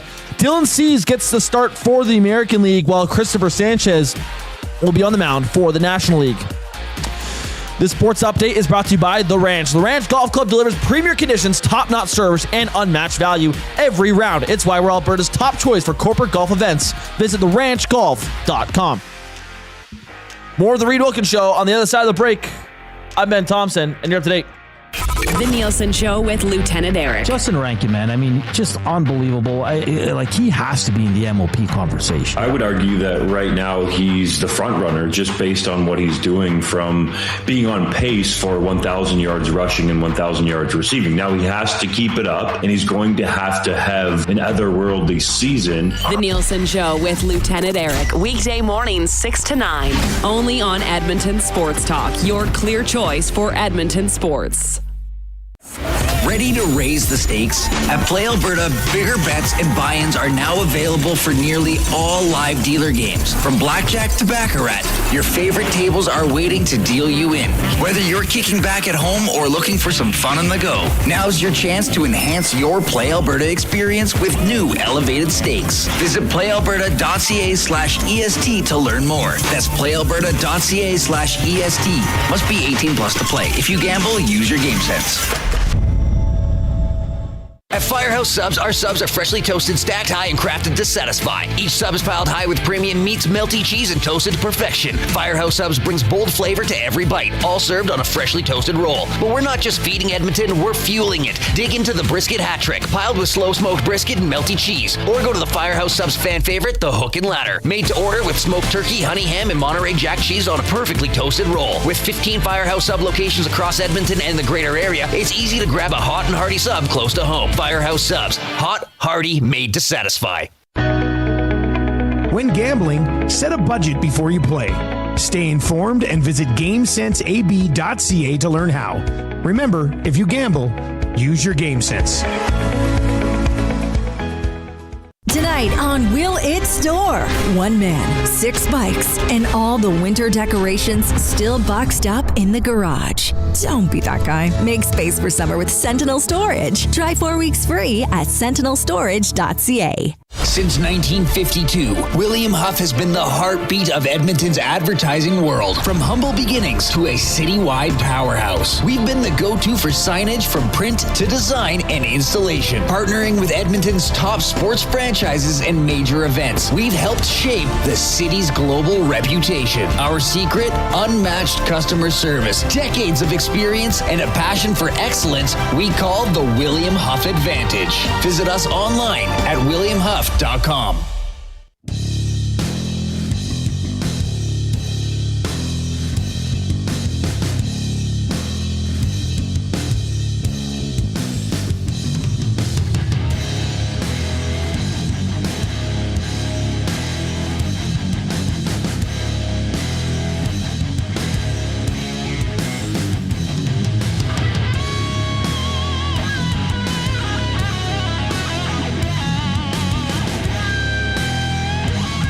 right. Thanks a lot for joining us this afternoon. We're going to have the Mark Kilam Show coming at 5 o'clock. That'll be presented by your Edmonton Elks, who host the BC Lions Friday at 7 at Commonwealth Stadium. Looks like there's going to be some hot weather for that game, so that'll be fun. Certainly better than the rain that plagued the home opener a few weeks ago. 7 o'clock game, so we will have coverage at 6 o'clock with the Commonwealth Stadium Green and Gold kickoff show with Jason Milne and Matthew Iwanek. And then they're on right after the game with the post-game show as well. The Elks are 4-1. The Lions are 1-3. But the Lions' one win and the Elks' one loss was when these teams met in Kelowna about a week and a half ago. All right, 780-218-9999 is how you text us, the River Cree Resort and Casino inbox. We are in the Canadian Brewhouse studio. Why wait for a good time? Started early at the Canadian Brewhouse. Happy hour runs Monday to Saturday, 2 to 6 p.m. with deals starting at $3.99. Your couch can't compete with the Canadian Brewhouse. All right, what's going on here? Well, it looks like Spittin' Chicklets, Keith Yandel is a regular on there now. Okay. He was told that Cutter Gauthier will not accept less than the $18 million AAV in his contract negotiations with the Anaheim Ducks. So obviously that matches a certain Leo Carlson's a deal. That was, well, I guess it was a contract from the Philadelphia Flyers. Right. That Anaheim took on. Right. But Anaheim currently sits with just over $9 million in cap space. Yep. Cutter Gauthier is currently an RFA who is offer sheet ineligible. Right. So that it doesn't have enough service time in the NHL. So how does this play out? He's already received a qualifying offer. Well, yeah, he's qualified as an RFA, so right? So he's under Anaheim's control. Can he hold out? He could. This is all speculation. We're just speculating on something that was correct, was posted. But those guys seem to be in the know. First of all, if Cutter Gauthier is going to ask for $18 million, Anaheim will be screwed. They can't. For now. Listen, they're gonna make a trade. They're gonna deal one of Kreider or Killorn, who make $6.5 million or $6.25 million. They'll offload one of those veteran guys, and free up the money. But there's no way that they're paying Cutter Gauthier $18 million. That would be ridiculous. The Leo Carlson deal, in my opinion, is ridiculous. Of course. And that only happened because of Philly. Leo Carlson, if there was no offer sheets available, and if Pat Verbeek took care of his business when he should have, Leo Carlson signed for 8 years at $13 million, $12 million. Instead, he tries the hard ball, tries to negotiate like he did with Trevor Zegras, like he did with Mason McTavish, and is biting the bullet for it now because other GMs have cap space. So with Cutter Gauthier, he's lucky that he's not offer sheet.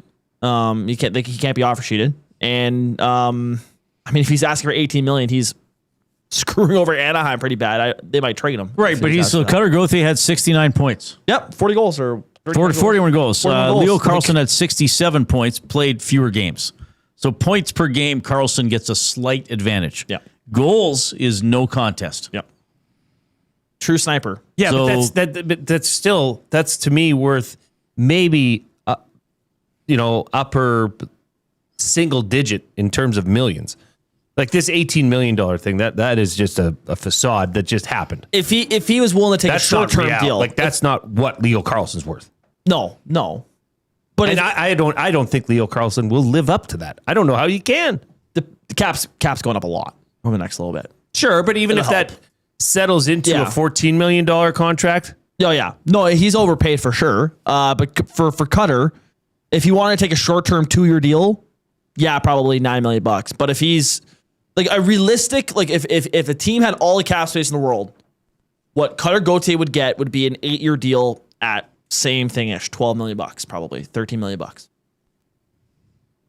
41 goals? 41 goals at his age is ridiculous. And with how the cap's going up, like I'm telling you guys, you guys are going to start seeing some ridiculous contracts handed out. Bedard, I expect to be making $15 million.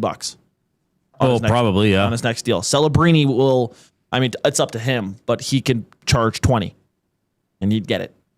Right? Like, they're like, so to me, if like the Anaheim Ducks have just screwed themselves. They've completely, Pat Verbeek has done just a ridiculously horrible job out there in Anaheim this offseason. Completely blew it up. They were a team that was up and coming, that were feared. Like from covering the Oilers, thinking about what the Pacific Division could be next year, with the Anaheim Ducks soaring, the San Jose Sharks coming, Vegas is always going to be good. LA's still working. They bring in some guys that's free agency. Like this, there was going to be competition for Pacific Division spots. Utah Mammoth is climbing over in Central, taking wildcard spots most likely. Instead, Pat Verbeek completely overplayed his hand. Now has one of the worst decors in the NHL and has tied himself with very little cap room to sign Cutter Gauthier. Okay, so the D is Jackson Lacombe. Good. Pavel Minchikov. Like, decent. Nick Jensen. Ian Moore. Was he the one that was playing forward? He was a forward. Drew Hellison. Is it Tyson Hines? Yes. And Tristan Luneau, who I know nothing about. He's a French. Am I missing prospect. somebody? That's who they have on Puckpedia. Yep. That's their decor. Right. Well, but Lacombe's going to play half the game, Benny. They're fine. Oh, I guess, yeah. He might have to. He will. Now, that's a good contract. Jackson Lacombe. Oh, yeah. Okay, so for another 5 years at $9 million a year. Yep. So this is reported. Sorry, this is Keith Yandel, former player. Yep, spitting chicklets. I remember him mostly as a Coyote. Did he go to the Rangers? He was a Ranger. He was a Florida Panther. Yeah, he was a Florida Panther. Yeah, he was a Panther as well, right? Yeah. Wasn't he a Coyote for a long time? He was a Coyote. I remember he was a Coyote. 8 years or something. Yeah, a long time. Yeah, that's my favorite franchise of all time. Yeah. So Yandel is reporting this on Spitting Chicklets. So they would be more likely to report or talk about hearsay maybe than other media outlets. 100%. Like, hey, I heard this, but hey, well, let's just say it. But okay, so how often? But they are also a bit of the voice of the player, right? They get insight from players and their agents that some other media outlets wouldn't get. So is this?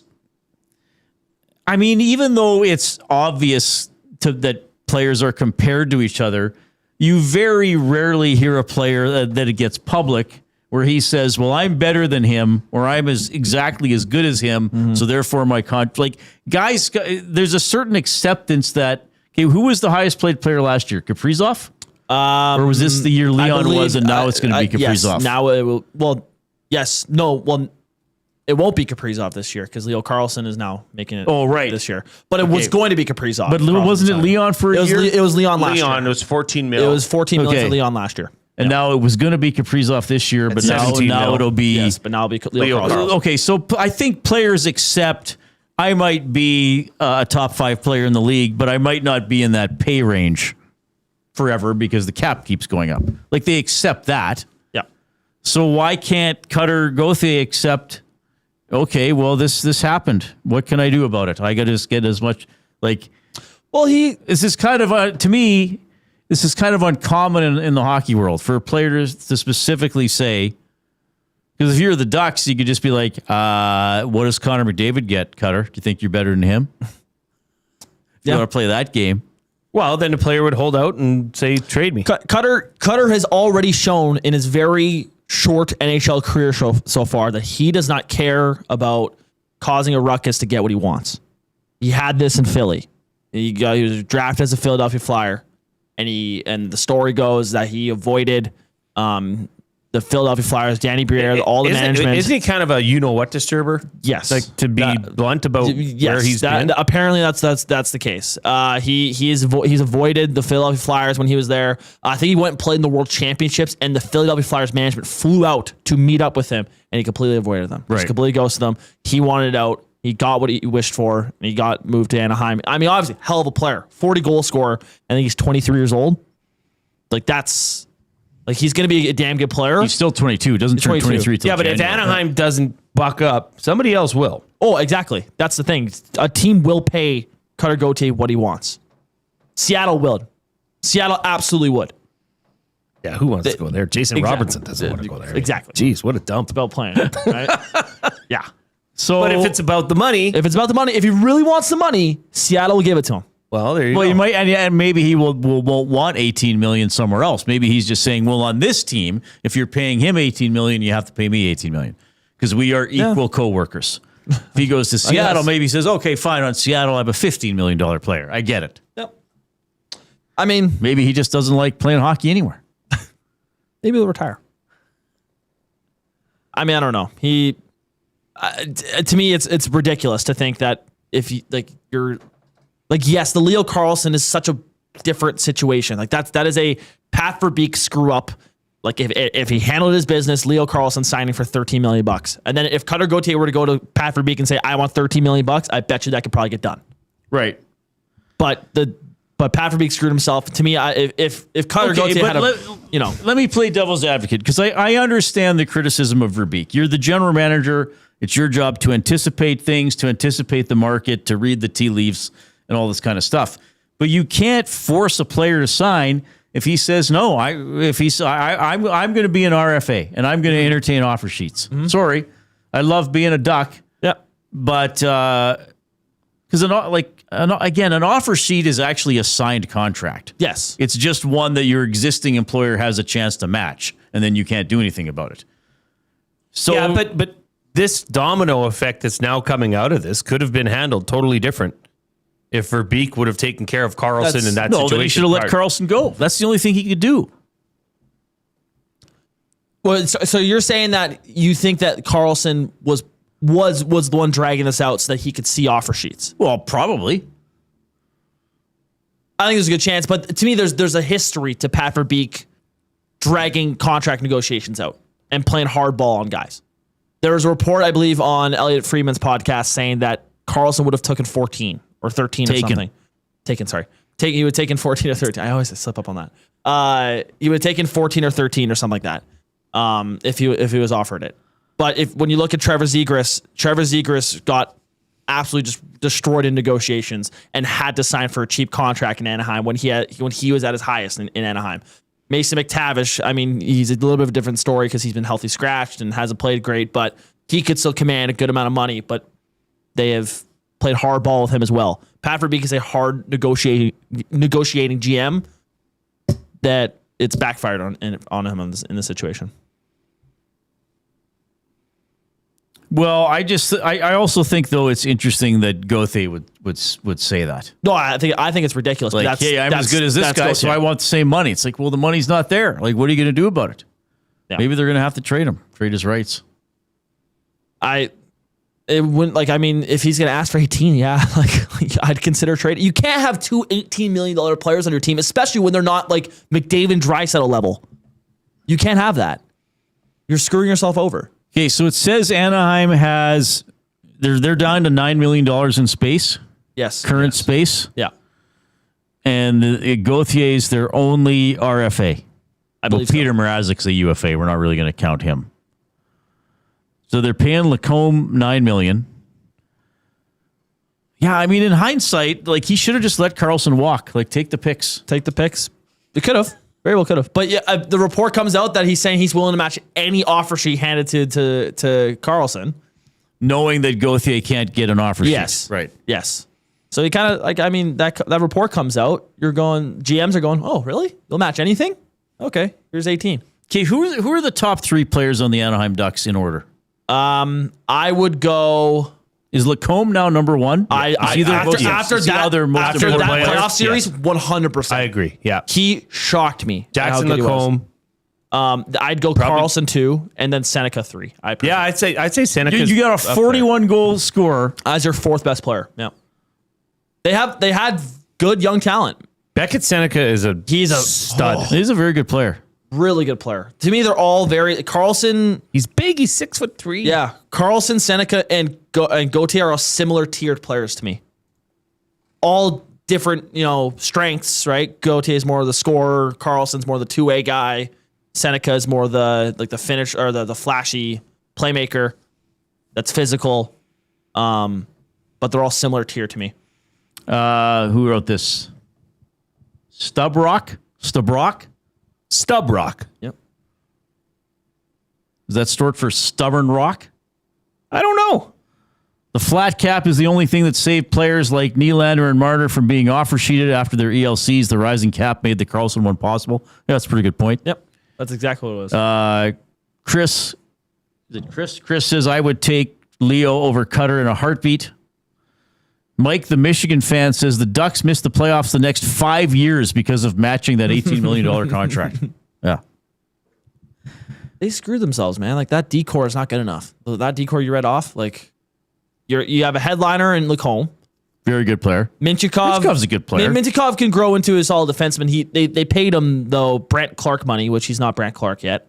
Jensen's 35. Jensen's a bottom pair defenseman, and they're going to thrust him into a first pair role.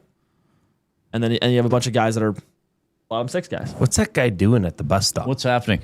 Go roll up the blinds. Oh, he's probably... looks like he's practicing. I think he's influenced by something, unfortunately. Airboxing. I think he's in a tough spot in life, perhaps. We should bring him a lightsaber, though, to make it. Or boxing gloves. Make it legit. I'm just wondering, okay, can we hypotheticalize? Is that a word? It is now. In this market. Edmonton? Oh boy. Yes. If an Oiler was due a new contract, and it looked like he was going to stay with Edmonton, but it's dragging on and he's holding out and training camp's coming up and it looks like he might be missing training camp. And he did an interview. Like Connor McDavid next year? Let's not say quite that caliber. Okay. And he said, I am as good as this other player. And he makes this much money, therefore I must make at least that much money. That's all I want. I look at my teammate and I think I'm as good as him. But the perception in the market was like maybe he's not as good as that guy. What's the question?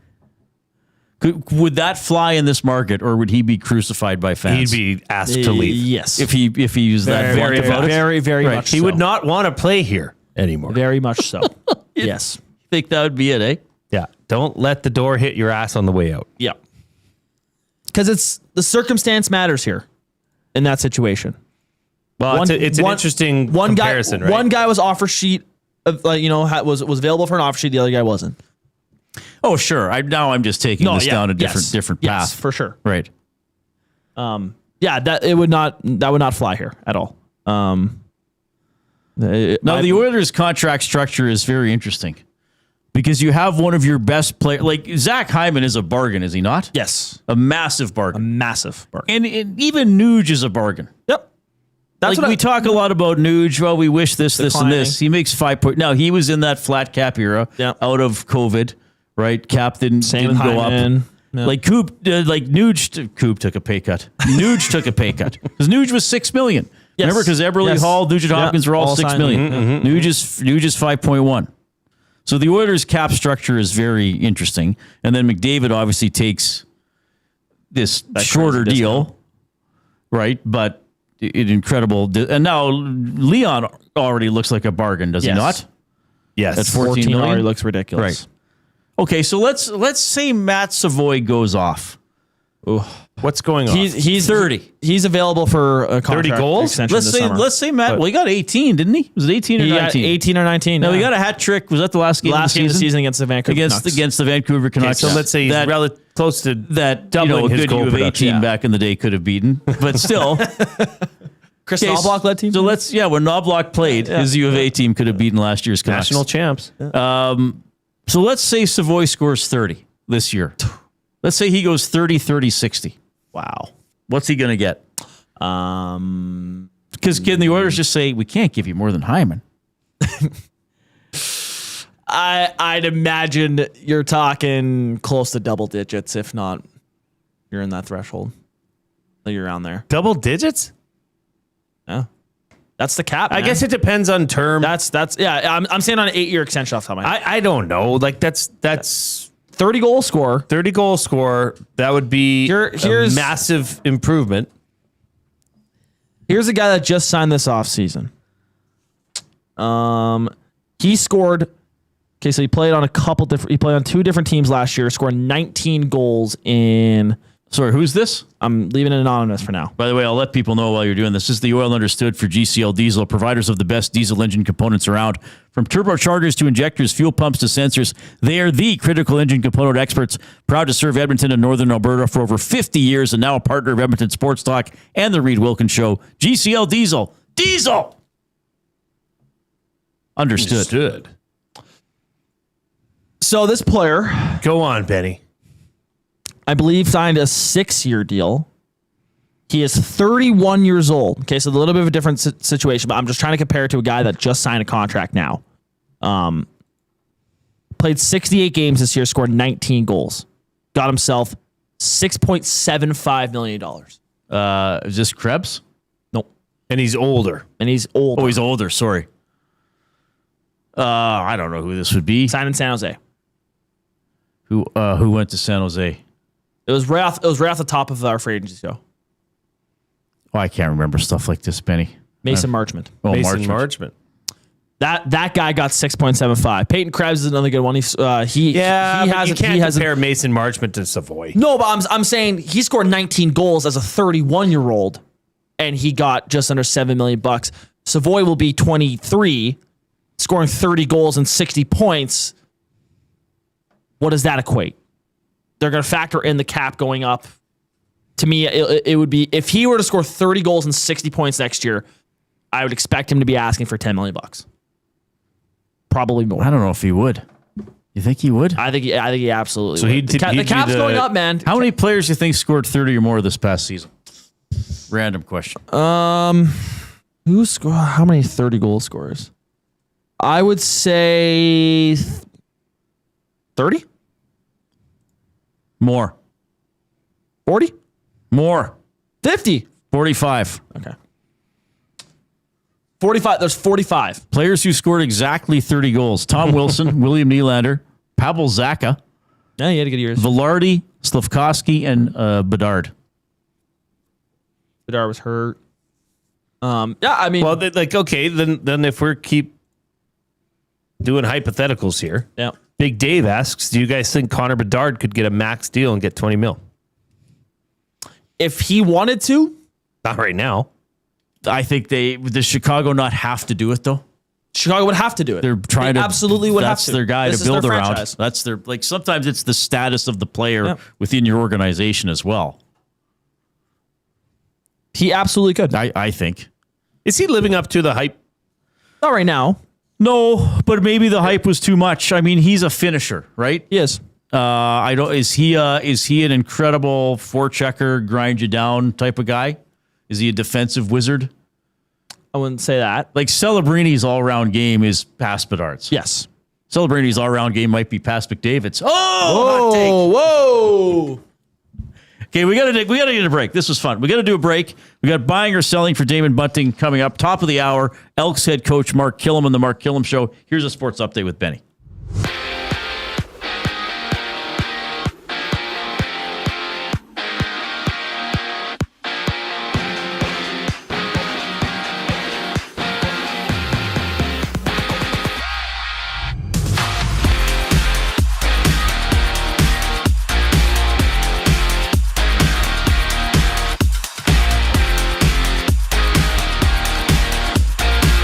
Is through to the World Cup final after a 2-0 win over France. They'll now await the winner of tomorrow's semifinal between England and Argentina, with kickoff set for 1 p.m. In the CFL, veteran quarterback Zach Collaros returned to practice today, but Drew Brown continued to take starting reps as the Blue Bombers get set to travel to Ottawa for a matchup with the Red Blacks on Sunday. The Edmonton Elks return home Friday night to take on the BC Lions at Commonwealth Stadium. Head coach Mark Kilam joins this very show in about 15 minutes. Around the NHL, the Boston Bruins have hired former Buffalo Sabres general manager Kevin Adams as a senior advisor to general manager Don Sweeney. Meanwhile, the Pittsburgh Penguins have avoided arbitration by signing restricted free agent Nick Robertson to a 2-year deal worth $6.5 million. And in Major League Baseball, the All-Star game goes tonight from Philadelphia. Dylan Cease gets the start for the American League, while Christopher Sanchez takes the mound for the National League.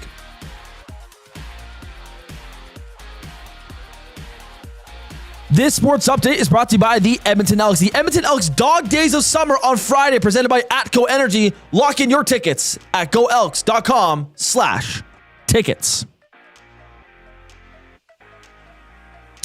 More of the Reid Wilkins Show on the other side of the break. I'm Ben Thompson, and you're up to date.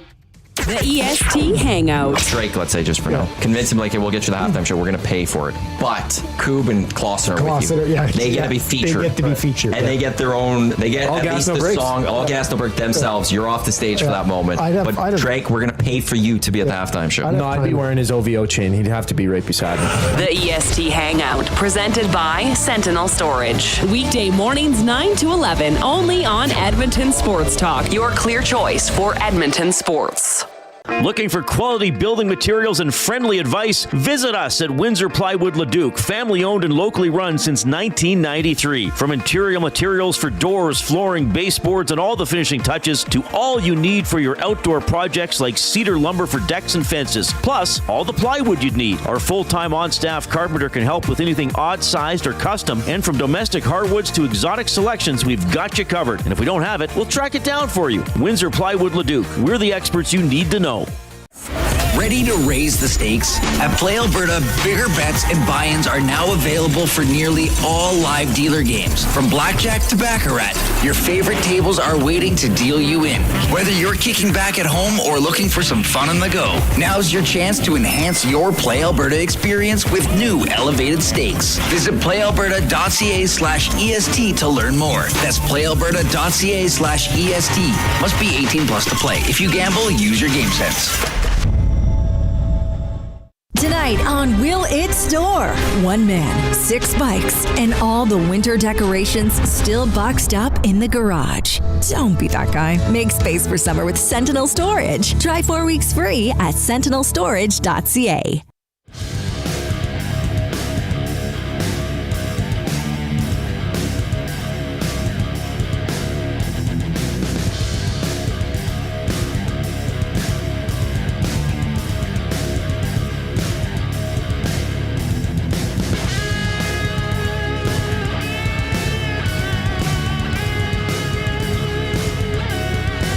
All right, thanks a lot for joining us this afternoon. Edmonton Sports Talk presented by Play Alberta. Go to playalberta.ca/EST. You'll find some very interesting things there. Go to the EST specials part of the website or of the app. Look for Jay's Play of the Day, which is some very interesting CFL teasers. And always don't forget to use your game sense. Benny, are you playing video games on the stream tonight? Not tonight. Okay. I plan to tomorrow. Tonight I'm hanging out with my buddies. And here? No. Oh, you're going out. Going out. You're leaving the nest. I'm leaving the nest. I'm a venture out. And then tomorrow I think we're going to run it back. Benny at Night, version 2. Well, you had really good ratings. Makes me question my career choices. Should have played more video games. I wonder if people would watch me play a board game for 2 hours. Yes. They absolutely I don't would. think they would. Yep. Okay, maybe I'll do it someday. They just need. Or I could do Benny After Dark. We could teach them a board game and we could play. There you go. It'd be Benny and Reedy After Dark. Just your life keeps getting better, Benny. Ben's like, I'm actually busy that night. I didn't even suggest a specific day, Ben. Oh yeah, every night I'm busy. Doesn't get much creepier than that. Benny and Reid at night. Oh yeah, that is a bad title. Sorry, everybody. Yeah, I didn't even think of that. Let's rethink this. It's buying or selling. We're going to sell on that part of it. Buying or selling for Damon Bunting, a consistent top-producing realtor in the greater Edmonton area for over 18 years. He and his team would love to help you find that right home or make the move from your current home. Community-driven, he understands what it takes to make a difference in our city. Check him out, DamonBunting.com, Instagram handle, Damon Bunting Real Estate. So I want you guys to rank these 5 people from most wanted to least wanted in terms of which of these celebrities you would like to sit next to while watching the World Cup final in person. So somehow somebody Infantino calls you. Infantino calls you, and he's got you a ticket. You're in a private box, but it's just you and one other person. Okay, it's just you and this one other celebrity, and this celebrity is going to chat with you during the game. So you're going to have to interact. You're in a box? You're just you and this other celebrity. I mean, you'll get served drinks, but you're not in one of those with like 6 or 10 people. Okay. It's just you next to this person, nobody else for the entire match. Okay. Your choices are, and I believe all of these people have been at least at one World Cup match in person, including one who I saw today, Usain Bolt. Okay? Tom Brady, pretty sure he was at a match. Okay. Shakira. Ryan Reynolds. Connor McDavid. Okay. Who's your number 5? Who's the one of those you'd least want to have to sit with and chit chat with at New York, New Jersey Stadium while watching the World Cup final in person? I know his. Shakira. Oh, yeah. Okay, interesting. What do I have in common with Shakira? Hips.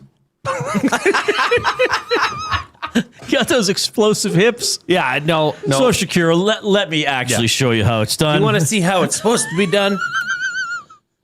Yeah, Shakira would be my 5th. Who's your 5, Benny? I'm also going Shakira. I am. Oh, wow. Okay. Poor Shakira. I know. All right, 4th. McDavid.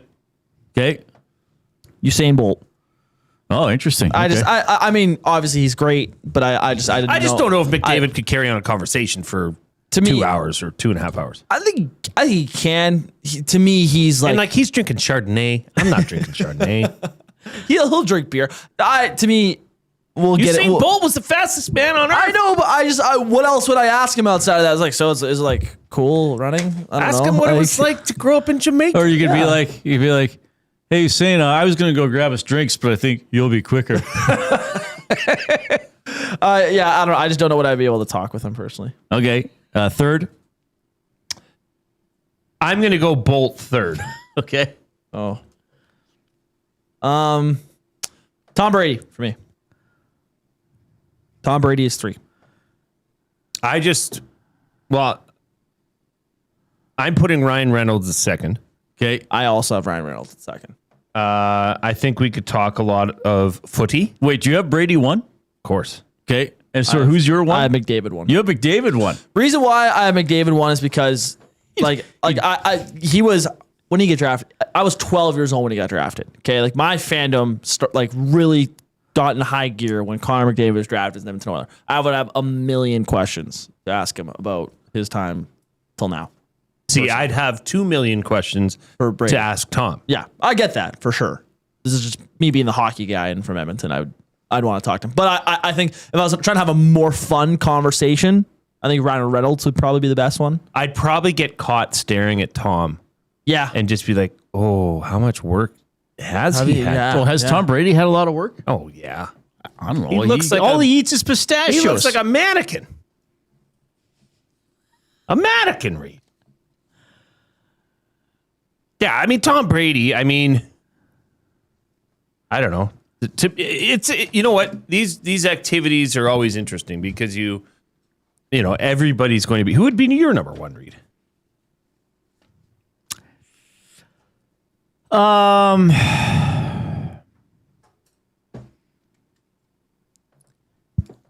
I like Reynolds. I think would be interesting, Yeah, but I Reynolds would be wonder good. if he would get tiring after a while because he's so much of him is his stick. Like he is Deadpool. Like he's not acting when he's the smarminess of Deadpool. Like that's his public persona. But he might be interesting to talk to. McDavid, just because I'm in scrums with McDavid. I don't need to sit by him for a game. Shakira is. What would you talk to Shakira? She's a babe. Can you still call a woman a babe? Yeah, but that does not I don't know apply what to I you, would talk brother. to her. Yeah. Yeah, it's not as if I'd be in a dating situation. Brady, I hate the Patriots. I hate the New England Patriots. I don't hate Tom Brady, but I hate all Boston. I hate all one Boston of the best area dynasties teams in football history. Yeah, Reid. but how down to earth is he? I don't know. I don't know. I think he'd be Bolt pretty might warm. be really interesting. It might be between Bolt and Reynolds for me. Big Uke says 1 through 5: Shakira, Reynolds, McDavid, Brady, Bolt. Mike, the Michigan fan, says Brady, Shakira, Bolt, Reynolds, McDavid. Casino Dealer Jay says Shakira, Reynolds, McDavid, Bolt, Brady. Then tell me what you're going to talk to Shakira, other than you guys just wanting to stare at her. start talking to her. No, you just start. How hard is it to talk to people? Sexual. How hard is it? No, it isn't. You just start talking to people. No, how hard is it to have a conversation with somebody? How hard is it to have a conversation with somebody? No. I know I'm not there to try to pick her up. Tell me. Hey, how'd you get into music? Tell me what you'd like to know What'd about you do today? Shakira. What do you do today? Shakira, What are your get up interests? and go get us the next round of drinks? What's it like being famous? What else did you do today? I'd ask her the same questions I would ask anybody else. That is simply not true. It's true for me. This is bollocks. It's true for me. I would just talk to people. I go up and talk to people all the time. You didn't put Shakira number one. I talk to people who I don't know all the time on this show. But you didn't put Shakira number one. No, I didn't. That's what I'm saying. No, I'd have Reynolds or both number one. Yeah. All right, that was fun. By the way, Matthew Hyman says these lists are worse than Bad Benny's blind rankings rat moves. All right. Well, hey, that's tough. At least I topped Benny at something. The Mark Kilam Show, presented by your Edmonton Elks when we get back. Best possible energy line that the Oilers could build. It's funny because I heard you guys talking about it, and someone said, McDavid, Draisaitl, and Hyman, they provide a lot of energy. I know what we're saying in the type of realm. You have to have Doc on there, first of all. Doc. He's been the most aggressive. Two Guys and a Goalie, presented by GS Construction. Tuesday and Thursday afternoons at noon, only on Edmonton Sports Talk, your clear choice for Edmonton sports. Kickoff is coming. Are you in? July 17th, Elks, Lions at Play Alberta Field at Commonwealth Stadium. It's Dog Days of Summer presented by ATCO Energy. Bring your pup and watch the game in an exclusive section. Plus, find activities for your dog around the stadium. Every catch, every tackle, every touchdown. The best way to experience it is being there when it happens. Edmonton Elks, our city, our year. Get your tickets now at goelks.com/tickets. Ready to raise the stakes? At Play Alberta, bigger bets and buy-ins are now available for nearly all live dealer games. From blackjack to baccarat, your favorite tables are waiting to deal you in. Whether you're kicking back at home or looking for some fun on the go, now's your chance to enhance your Play Alberta experience with new elevated stakes. Visit playalberta.ca/EST to learn more. That's playalberta.ca/EST. Must be 18 plus to play. If you gamble, use your game sense. The Canadian Brewhouse has a happy hour for any scenario. You finished work early? Happy hour. You finished work because you accidentally hit reply all to the entire company? Big happy hour. Your boss said, great job. Happy hour. Your boss said, per my last email. Ugh, emergency happy hour. You finally closed the big deal. Happy hour. With a huge selection of ice cold drinks and great food, the Canadian Brewhouse has a happy hour for whatever just happened at work. The Canadian Brewhouse. Your day just got happier.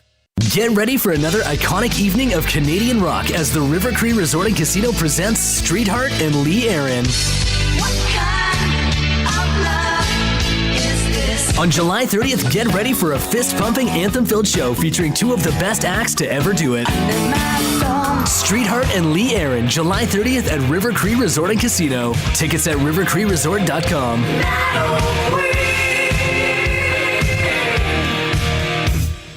Sentinel Storage congratulates Canada Soccer's men's national team for breaking new records, making history, and showing us Canada is a soccer nation. From local fields to the world stage, our athletes make us proud to call Canada home. Sentinel Storage, official storage partner of Canada Soccer.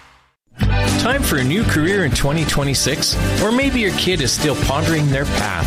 Good news! Weiss Johnson is hiring. It's Dennis, and not only are we hiring for heating and air conditioning, we're also looking for experienced plumbers and gas fitters. With the growth in residential development, there's no shortage of opportunities at Weiss Johnson. Choose your path with us. Learn from one of the industry leaders and we will grow together. Receive great benefits and school reimbursement as well. Visit weiss-johnson.com today.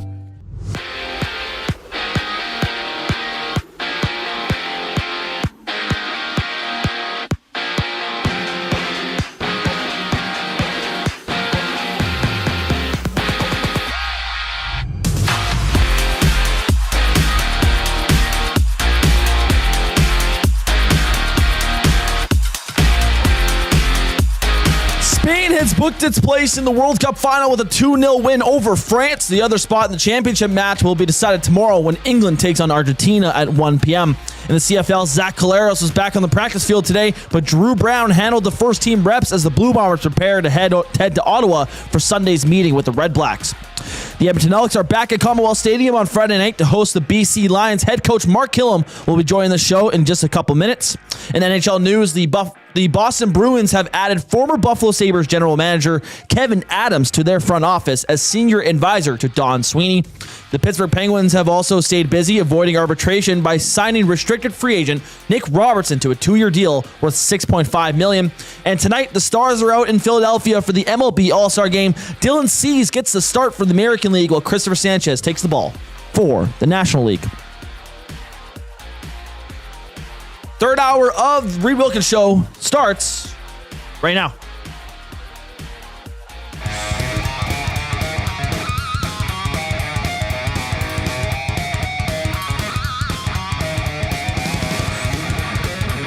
All right, give us a thumbs up if you're watching on YouTube. Subscribe to Edmonton Sports Talk if you haven't already.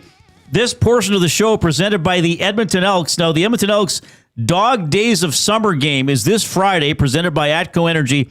Lock in your tickets at goelks.com/tickets and go to the Dog Days of Summer page because you can bring your dog to the game, but there are rules. You should know them if you're going to be bringing your dog. There's a section and there's etiquette that must be followed. And of course, the Elks present this portion of our show every Tuesday at 5. It's the Mark Kilam Show with the Elks head coach. Mark, thanks for checking in. How are you doing? I'm good, guys. How are you? Doing very well. Always appreciate talking with you. We always try to start with you on a lighter note or something topical. Dog Days of Summer. Are you a dog guy? Is there a dog in your family, or is there a beloved dog perhaps in your memory? Much to the chagrin of my daughters, we never had a dog, but I grew up with dogs in my house as a child, and my wife did as well. But it's just one of those things where my kids always wanted one, and I was always the bad guy for saying no.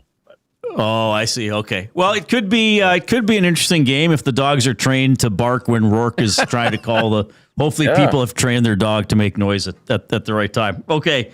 Let's dive in here. I really enjoy watching when your social media team, your video team, posts the game ball speeches, the post game locker room videos. Okay. And I don't, but I love that you do.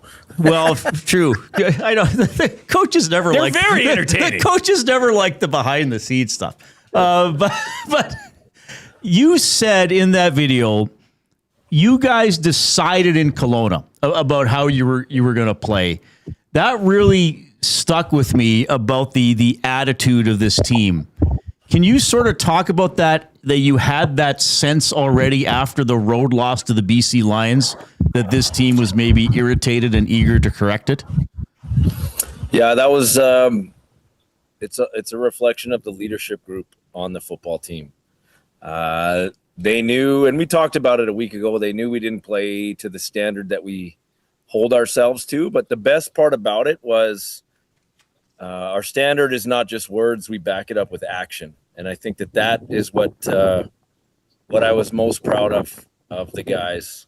I mean, it's one way to, you get beat, and we got beat by BC, but it's one thing to talk about it. It's another thing to commit to preparing yourself properly, commit to playing winning football, and then physically play winning football. It's just a credit to the players on the team.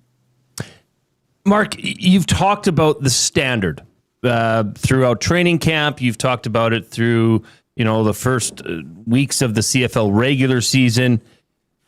Is that fourth quarter in last Thursday's game against Ottawa, is that as close to the standard as you've seen offense, defense, special teams put it together at one time? Yeah, I think so. I think, the thing that I thought was really important, I mean, it was a 2-point game to start the fourth quarter. And, records aside, all that stuff aside, I mean, it's professional football. We fought through some drops. We fought through some penalties again. And then in the fourth quarter, we decided to take over the game. And I think that was really impressive to watch. It was impressive to see the guys on the field just say, oh, we're just going to run these guys out of here. And that's what they did. Okay, the red zone. I mean, I feel as though what I've seen is that it's improving, but it's still sub 50%. Like, what are the steps that you were actively taking in your staff? Because I don't know. You don't wave a magic wand and say, hey, let's make the red zone better. I mean, what are the steps that go into this? Is it more off-field prep? Is it both on-field and off-field? What have you guys been doing this week? It's a combination of both. It's definitely a combination of both. It's, looking what's not working, trying to find answers across the league. The positives, Jay, are we're getting there. We've had a ton of red zone opportunities. I think we're third in the league or something like that in red zone opportunities. So we're getting down there. That's positive. But we're not getting touchdowns. And then that's, to beat better teams, to beat the best teams, to be the best team, you've got to score touchdowns when you have opportunities to do that. And, we're not a finished product. We are continually working on it. In practice tomorrow, we have a red zone clutch period. We have red zone team. We work on those things. But then it comes down to executing on game day. All right. Mark Kilam joining us, the Mark Kilam Show here with the Elks head coach. They got the BC Lions coming up Friday night. 4 interceptions. Me as an observer, I look at these defensive backs and I think to myself, they're not trying to break up a pass. They're not trying to make a quick tackle. They want to run the route for the receiver and get the ball. I know, I guess every DB would say that, but you got to live it. Can you touch on the attitude that these defensive backs have? Yeah, it should have been 6 because KJ had 2 more hit him in the hands. But, something we felt like last year, we didn't take it away enough. We had to, it took us a long time to even get an interception last year. And it was one thing that, Coach Aaron Grimes challenged his guys with, and credit to him and credit to the players for responding. We say when the ball is in the air, it's our ball, and we want to go attack it. And it's about having that mindset. You can't be afraid to make a play. And that sounds weird, but, sometimes, the safe thing to do is, okay, well, I'm in position. I don't want to take a penalty. I'm just going to make the tackle. But we encourage our guys to try to make plays because those are game-changing plays. And, it's showing up in our plus minus. And that's a big part of who we want to be as a team that can take the football away. I just want to dive in a bit deeper into especially this matchup coming up here against BC, in that the swagger, the attitude of that secondary, which I think it'd be hard to disagree that it is building week over week. How much do you think that plays into that it was only 2 games ago that this secondary faced the BC Lions, who when they're all healthy, that is supposed to be one of the top receiving cores in the CFL. Do you think that gives, like a player like JJ Ross, for instance, who's been all over the field? Do you think now he can look at this and say, okay, Keon Hatcher, now it's 1-on-1, me against you. Like I'm not backing off. I'm going to be coming at you more because it's been such a tight window since you last played them. Yeah, I mean, it's funny you said that. I was literally just talking to Des Cotillia, and he's like, I feel like we've been prepping for BC for 3 weeks, and we just had Ottawa as this like little quick blip in the middle, but we're back on BC. But that's what it feels like. I think there's a familiarity for the players as far as they know what to expect. It's not like you're facing an opponent for the first time, and there's a feeling out process. We know who they are. Like I said, credit to them. They were the better team the last time we played them. I think our guys are looking forward to the challenge of getting them here at home. I hope it's a great crowd. It's going to be a beautiful night, and I know that we're looking forward to playing them. All right. I have a question about your place kicker because Jay refuses to give kickers any credit, as you may have learned over the little time that you've known him. Vincent Blanchard has not missed a field goal this year. Last year, he was a rookie. I thought, personally, he had a couple games where, he maybe looked like a rookie, and there was discussion on this show between Jay and I and the fans saying, is he going to be good enough? Is he going to work out? Seems like he's taken a massive step forward, and we haven't been talking about him because he hasn't missed, and I'm like, maybe we should be talking about him because he hasn't missed. Can you give us some insight into this young man? Thanks for just jinxing him there, Reid. But anyways, Vin is leg talent wise one of the best I've ever been around. I mean, he leads the league in kickoff average as well. I mean, he can get the ball down the field with hang. He had a 4.5 second 72-yard kickoff the other day. That's insane if you think about it. But we knew it would take some time with Vin. He needs people to believe in him, and he didn't have that on the previous staff. He was here at the end of the year before we got here. We believed in Vin all the way through. Obviously my background in special teams, I've worked with some of the greatest, like Rene Paredes is one of the greatest to ever play that position. And just, being able to relate stories of Rene's early years. I mean, Rene got cut in Winnipeg's camp. He got a job because Rob Maver got hurt in Calgary, and we brought him in like week 2, and he won the kicking competition, and then the rest is history. But Vin is really talented. I mean, some of them we'd rather not hit. Part of it is we've hit some shorter field goals, but drilling 50 right before the half, I thought that was we talk about complementary football all the time. We had defense held him to 2 and out. We pressured. He shanks the punt. Offense goes on the field. Cody realizes the situation. Play breaks down. Doesn't take a sack. Scrambles. Gets enough yards to give us an opportunity to kick for 50 yards before the half and sees momentum. I mean, that's the football team that we want to be all the time, and I think that was a great example of it. Head coach of the Edmonton Elks joining us here, Mark Kilam, courtesy of the Edmonton Elks and the Mark Kilam Show. One thing that developed throughout the game last week against Ottawa was the emergence of Javon Leake and Justin Rankin in the backfield at the same time, and Javon Leake taking the ball and running it in between the tackles, which we, haven't seen. Certainly Elks fans haven't seen.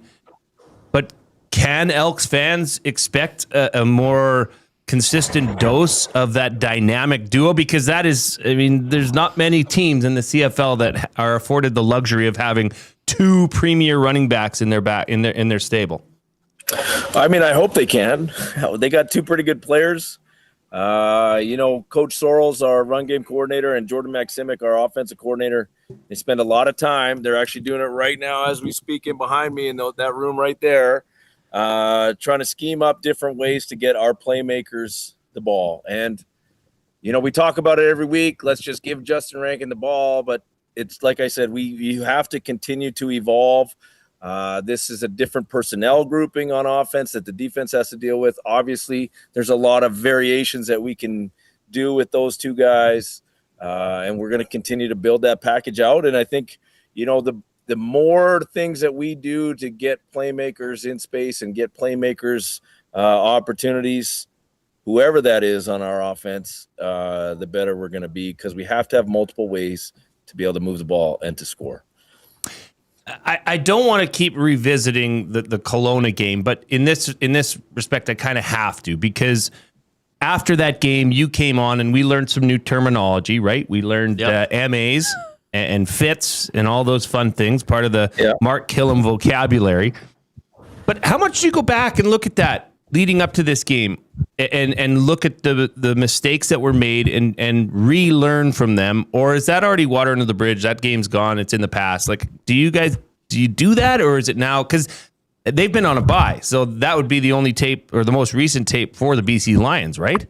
Yeah, no, we definitely learned. You still watch it. I mean, you still are learning. It's you're seeing the things that they did and the things that how they tried to attack us and where we need to be better. We know that they're going to have a different plan and try to build on the things that they did well and improve the things they didn't. That's the ever ongoing chess match that is professional football. But I think it's good to watch that film because, for a lot of that time they were the physically better team. And I think that kind of strikes a nerve, with everybody on our football team, because that's something that we've done 4 games and just not there's one game where we weren't that team. And, I think you got to watch a little bit of that to kind of, give a little spice to your preparation, if you know what I'm saying. David Beard listed as, did not practice, calf injury. Obviously, Jordan Williams was injured in that last game. But for David Beard in particular, and that center position, that is a very important position on the football team. Thankfully, your team has depth in that setting with Mark Cordy that was able to come in and deliver. But does he also take over the vocal side as the leader? I mean, I know Reid was talking about that video that was put out, and something where David Beard would normally take them through the wall taps. Well, Mark Cordy, center that came in replacement, is doing that. Is that something that just goes with the territory for the center position on the offensive line? I think so. I mean, I think obviously we're in a very fortunate position to have 2 starting caliber centers on our football team. We talked about that after that whole battle went down in training camp. But, I think there's a lot of leaders on football teams, and, some of them, it's not that they lie dormant, because you can lead in a lot of different ways, but there's only so many voices at certain times. As you know, you've been in locker rooms, and sometimes when one of those voices leaves, another one takes its place naturally. It just kind of happens naturally because, everybody that's in this professional sports, in a professional football locker room was one of the better players on a team that they were on at some point in their lives, whether that's college or whatever. And the way that goes up, maybe they were a captain in college or on another team. But you just don't have 100 voices talking, because there's like a natural hierarchy that happens in a locker room like that with those guys. And then, when there's a leadership void, you hope it gets filled by somebody, and it usually naturally does. And that's kind of what's happened. Yeah. Well, exciting to see the team 4-1. It's going to be a great atmosphere with the BC Lions coming in on Friday night. Again, goelks.com/tickets. If you want to bring your dog, people can do that. Dog Days of Summer. Find out more about that. Mark, we love having you. I'm going to say this. In my about 2.5 decades in sports broadcasting, I have learned that the day-to-day and the goals of a broadcaster rarely align with the goals and the thinking of the coach of the team. That's just the nature of the two jobs. So I will somewhat apologize that I don't believe in jinxes, and I love behind-the-scenes footage. Okay. I don't believe really in jinxes either. I'm not superstitious. I've worked with coaches that put their socks on the same way every time. I don't think that's how you win games, but and we do have to give credit where it's due. There's been a few comments in our chat that Mark Kilam has some nice flow like the Elks do. I appreciate you sitting in a spot that just happens naturally. Well, I'm trying to give you guys a different spot. Yeah, it's awesome. I'm putting in these suites right here. It's good. It's a nice look. You got a haircut, Jay. I see you. Yeah, high and tight, Mark. I couldn't dream to grow the locks that you have, my friend. All the best against the Lions, and of course, we'll see you next Tuesday at 5. Really appreciate it, Mark. Thanks, guys. Mark Kilam, head coach of your Edmonton Elks. That is the Mark Kilam Show. We're really lucky to have him on. He's been very forthcoming, very honest, very insightful with his answers. I mean, again, it is a football coach. They're not going to be like, okay, first play is going to be like, but he does give you some insight into the mentality of the team, the adjustments, how they look at some players, how they're just sort of strategizing with some of the players. I love what he said about the defensive backs. He's like, yeah, we got 4 picks. It could have been 6. Yeah, so they'll still look at that tape. What did they call those? What was the missed opportunities? Oh, MAs, missed assignments. Those are missed assignments. But wasn't there another one? The MOPs, yeah, missed opportunities. Was it MOPs? Okay, MOPs, okay. I think. But I really wanted to ask that about the DBs, and he said that when the ball is in the air, we view that as our ball. Yep. And this is why I feel encouraged about this team, and this is why. I feel that the work put in by Morris, Hervey, and Kilam is manifesting. Sure. And look, I don't know if they're going to win the Grey Cup. I don't know if they're going to win Friday. I fully expect there's going to be difficult games. The other teams are trying hard to win too, but sometimes things have to start with a mentality. Like Chris Morris said, we are going to build continuity. We're going to get good players and good people, and we're going to bring them back. They did that for the most part. Like the whole defense was back, right? Wasn't it 11? Yes. Weren't 11 of the 12 starters in game 1 on the team last year? Yeah, and the only addition that was Carney. Who's an all-star. So, and then he said, when the ball's in the air on defense, we view that as our ball. Now, yes, you have to have the scheme, the strategy, and the talent to go do that. But sometimes things start with planting the seed. Like I used to love, I reference this. I used to love the phrase Todd McClellan used when he was coaching the Oilers. He said, we want our guys to play in the other guy's equipment. So it'd be one thing for me to say, hey, Jay, go forecheck and get the puck. Okay, we're doing a 1-2-2 forecheck. You got to go in there and get the puck. Okay, Jay, you're the first guy in. I need you to get into that guy's equipment. Oh, okay, coach. I got you. Yeah, that's a mindset, Reid. Right. That is something that you can't just say you teach that from 1 week to the next. No. That has been a part of this process for a long time. And it affords your defensive secondary the opportunity to get there early and take a penalty. Because you know what? Not many defensive coordinators are going to give you know what if you're being aggressive and you're too early. Yeah. Trying to make a play. Well, I can only think of one PI penalty where an Elk defensive back, and it was Ross in Kelowna, might have panicked a little bit. There's a deep ball coming. Maybe I better just grab him. And do you know what, Reid? To his credit, if you're in a lost position, drag that guy down. But they've taken a couple PIs where they were going for a pick. Yep. And maybe the timing's off, or the offensive player does a good job getting his back in the way to shield them. I mean, you and I have done drills like that in the bullpen about shielding from receivers. Well, explosions. You've taught me all about that. But so I just like it. Like, it's a simple thing, but it's like, hey, the ball's in the air, it's ours. Like, that's no longer BC's ball when Rourke throws it. That's Edmonton's. And I might add to that, Reid, because it's an astute observation of what you're seeing from the secondary. That doesn't go away. That feeling, that mentality only strengthens, especially as you're seeing success. So that defensive unit is rolling. I feel like that defensive unit is going to take this team as far as it can go. That's going to be and has been the strength of this team. I mean, they've given up the least points in the CFL thus far. Right. They're playing very well. They're leading the turnover ratio. Those are two major contributing factors to the success of a team. What's the red zone stat? No, this is inside the 25.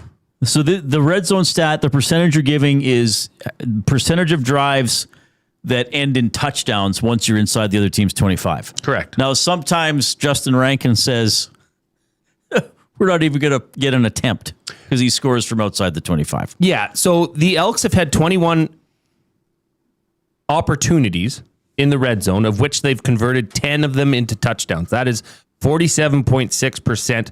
That is good for ninth in the CFL. Mm-hmm. To give you an idea of the number one team in the CFL, they have the exact same red zone opportunities, do the Calgary Stampeders. 21. Mm-hmm. Do you know how many of those they've converted into touchdowns? Sorry, what's Edmonton's? 10 out of 21. Calgary, I'll say 17. Bang on. Nailed it. 81%. I mean, that is extremely efficient. You'd like to see yourself somewhere in the middle around that 65, 68%. Now, does it have total touchdowns per team, though? Yes. So Calgary... no, I'm not comparing it to total touchdowns in that respect. So I'm saying the Elks have some longer touchdowns, right? Like that ran through the red zone. Like, you could be 0 for 0 in the red zone. You could have 3 80-yard touchdown passes. Well, that's probably the best. That's the best case scenario, is that you don't stop in the red zone. And the Elks record is pretty good. But I know what you're saying. I think the biggest thing for me is they've been inside the 10. I want to say 3 times this year and kicked a field goal. I mean, it happened in Winnipeg. They fumbled inside the 15. I can't remember every game. Well, they've had some instances where they've had turnovers in the red zone. They've had drives start. Right. So that's a good point. In the red zone that they've been kicking field goals. Or they didn't even get a field goal. Now, to put this in a bit of perspective here, in 2024, the touchdown to red zone opportunity percentage was 57%. Okay. Last year, 2025, it was 60%. Okay, right now at 64%. So you're seeing this number go higher. I mean, 2 years ago, the Elks would have been right in the wheelhouse of averages. But right now, they're not following suit. It's an area that they need to get better in, but they have been getting better. And that's one thing I'll give credit. I've given credit to JC Sherritt on this. When they have an off night, they come back and they learn from their mistakes. Right. I got to give credit to Jordan McSimic as well. What they were able to do with that offense in the second half of that game last Thursday against Ottawa was something that you and I haven't seen. That's something that Elks fans haven't seen from this team yet, is an in-game total, change out the playbooks because we're going with something different. Credit to them because it worked. Benny, anything? No, I was typing out a description. Okay, sorry. I didn't mean to put you on the spot. I just wondered if you, because you've been talking a lot about the Elks. And I've been learning Rankin. a lot. I like Rankin. He's a dog. Javon Leake, dog. Austin Mack, dog. Yeah, a lot of dogs on offense. A lot of dogs on offense, and they're getting a dog back, that hasn't yet barked on the field in Joe Robustelli. Right. And that's a guy that's he's a big-time possession target. Will he take Cephas out, do you think?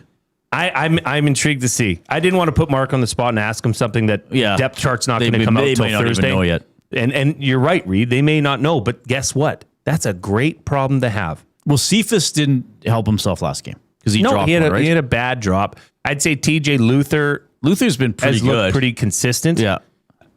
Keon Julian Grant has looked... Well, and plus he's Canadian, so he's not coming out, right? It's going to be hard to get him out of the lineup. Austin Mack ain't coming out of the lineup. I'd be interested to see if Joe Robustelli and Brendan O'Leary-Orange O'Leary-Orange. He had a good. He had a huge, I think a 70-some yard where he broke 2 tackles. I mean, that was spectacular. But they're both similar possession-style receivers. They're not going to beat you on a seam down the middle. But O'Leary-Orange is Canadian too, though, right? That's right. So there's a ratio concern there. By the way, that play, we have the 55-yard line is in the nasty chat. 55-yard line, I'm just going to say that O'Leary-Orange gain last week, that's a touchdown next year. Screw you, 55-yard line. Doesn't have to run over you. He's closer to the end zone. Anyway, we will miss you. Great having Mark Kilam on the show, presented by the Edmonton Elks.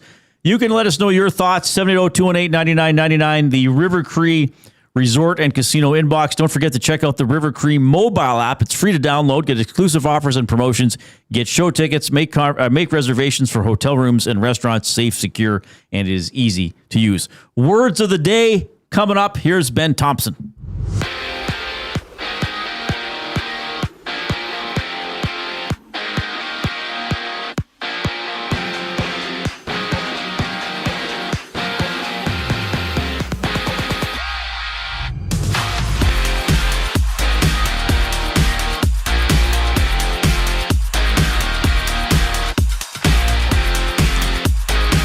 Spain is on to the World Cup final after defeating France 2-0 in the semifinals. They'll face either England or Argentina, who battle tomorrow afternoon at 1 p.m. for the remaining spot in the final.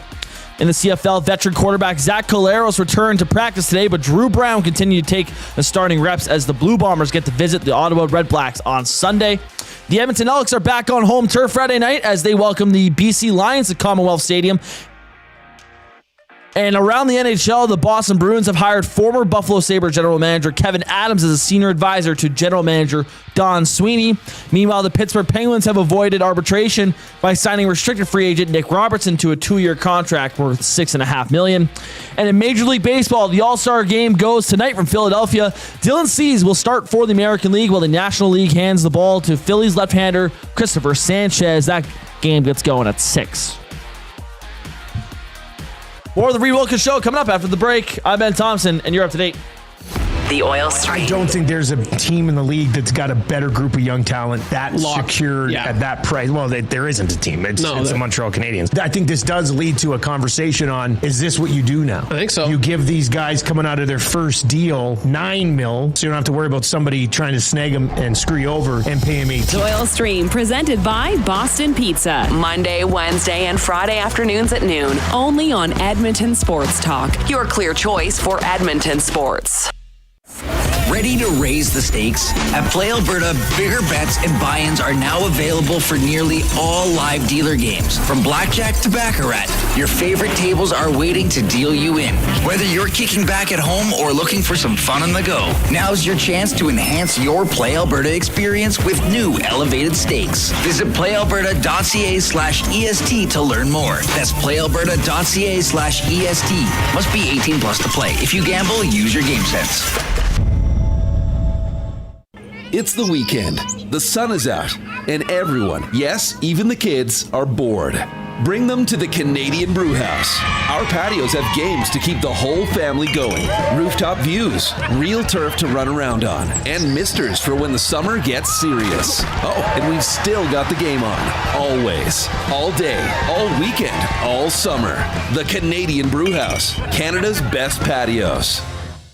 Looking for quality building materials and friendly advice? Visit us at Windsor Plywood Leduc, family owned and locally run since 1993. From interior materials for doors, flooring, baseboards, and all the finishing touches to all you need for your outdoor projects like cedar lumber for decks and fences. Plus, all the plywood you'd need. Our full-time on-staff carpenter can help with anything odd-sized or custom. And from domestic hardwoods to exotic selections, we've got you covered. And if we don't have it, we'll track it down for you. Windsor Plywood Leduc. We're the experts you need to know.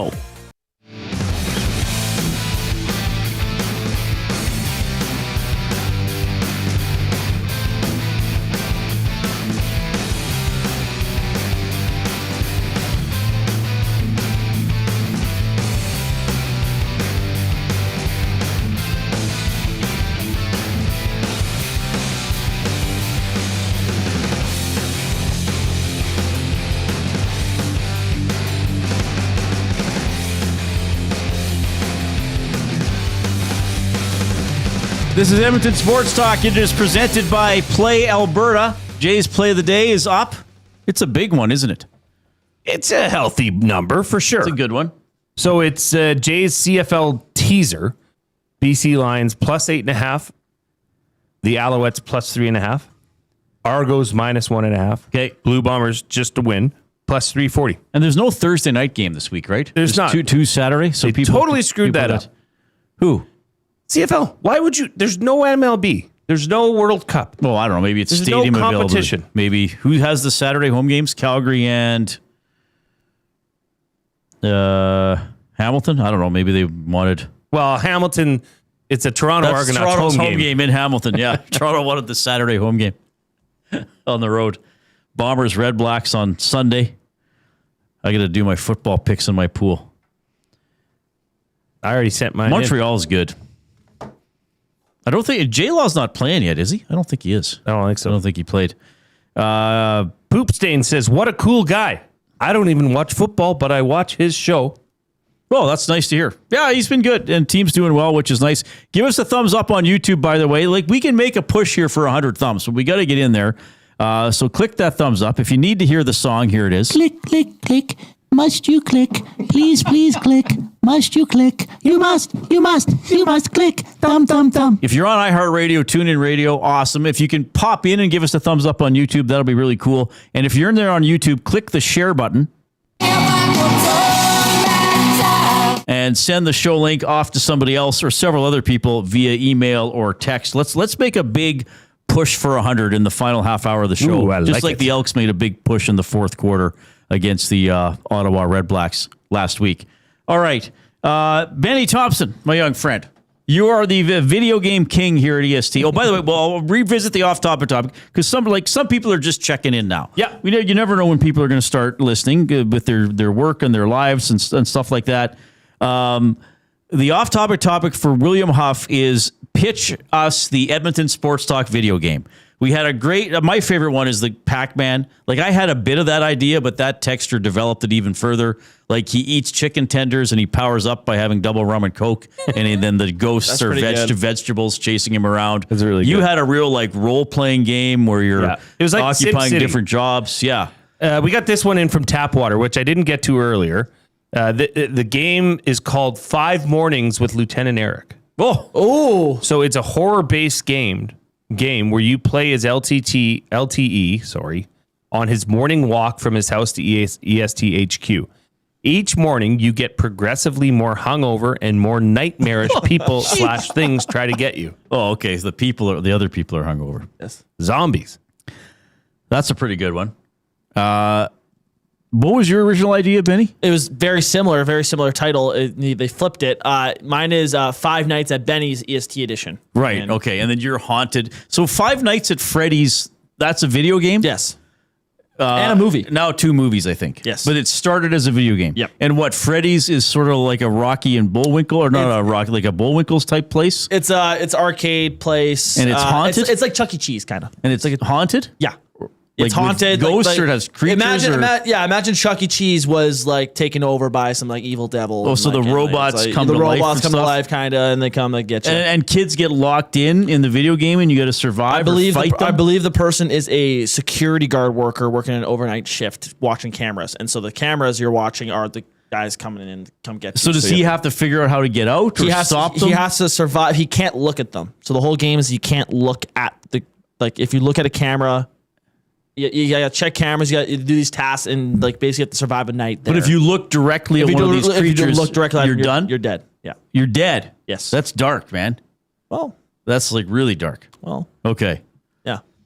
So that I'd have that version. Me setting up in my room here at EST HQ, and a Reid Wilkins would pop by.